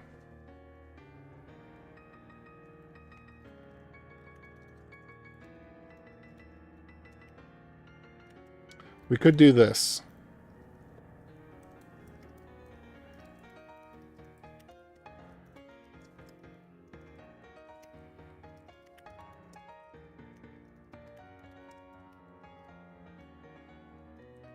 I think I like that better. So I'm going to do this.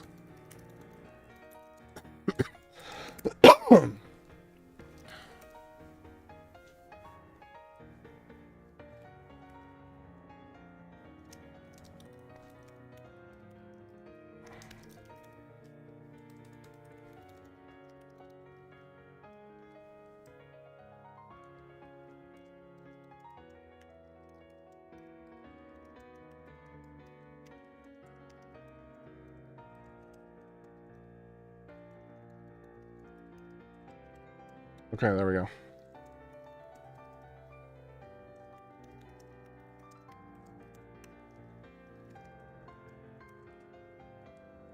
Okay, and that's all internal implementation detail, which means that we can take these and we can knock them down, which means that we can get rid of the split and we can get rid of the comment.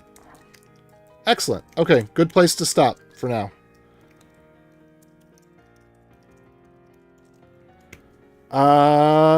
Let's see, where am I at?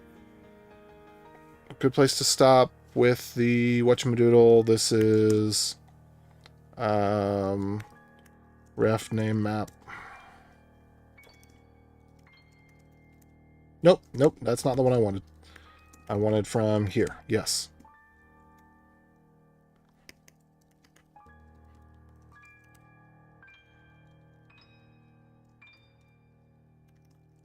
Okay, boom.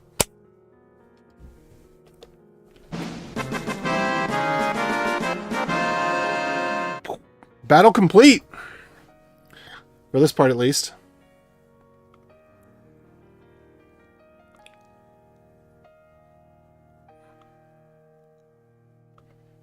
All right, so what I'm going to do is I am going to go ahead and push that into staging. I'm going to rebase this.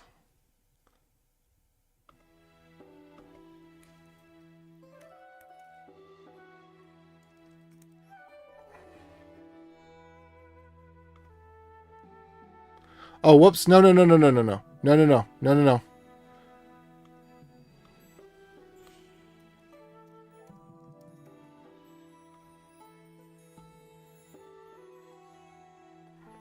Okay.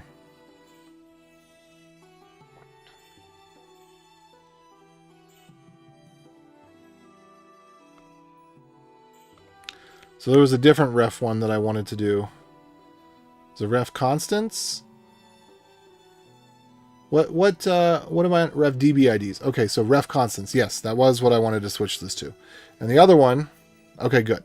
Good. So that's going to be ref constants. And then this one.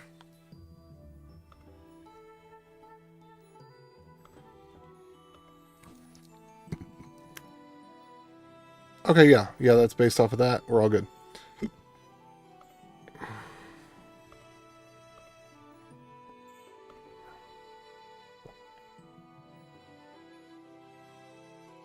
I probably want to break that out into its own thing. Just moving the connects, because that touches a lot of files. Anyway, I'll worry about that later. I need to go, and then I got to prepare for the meetup.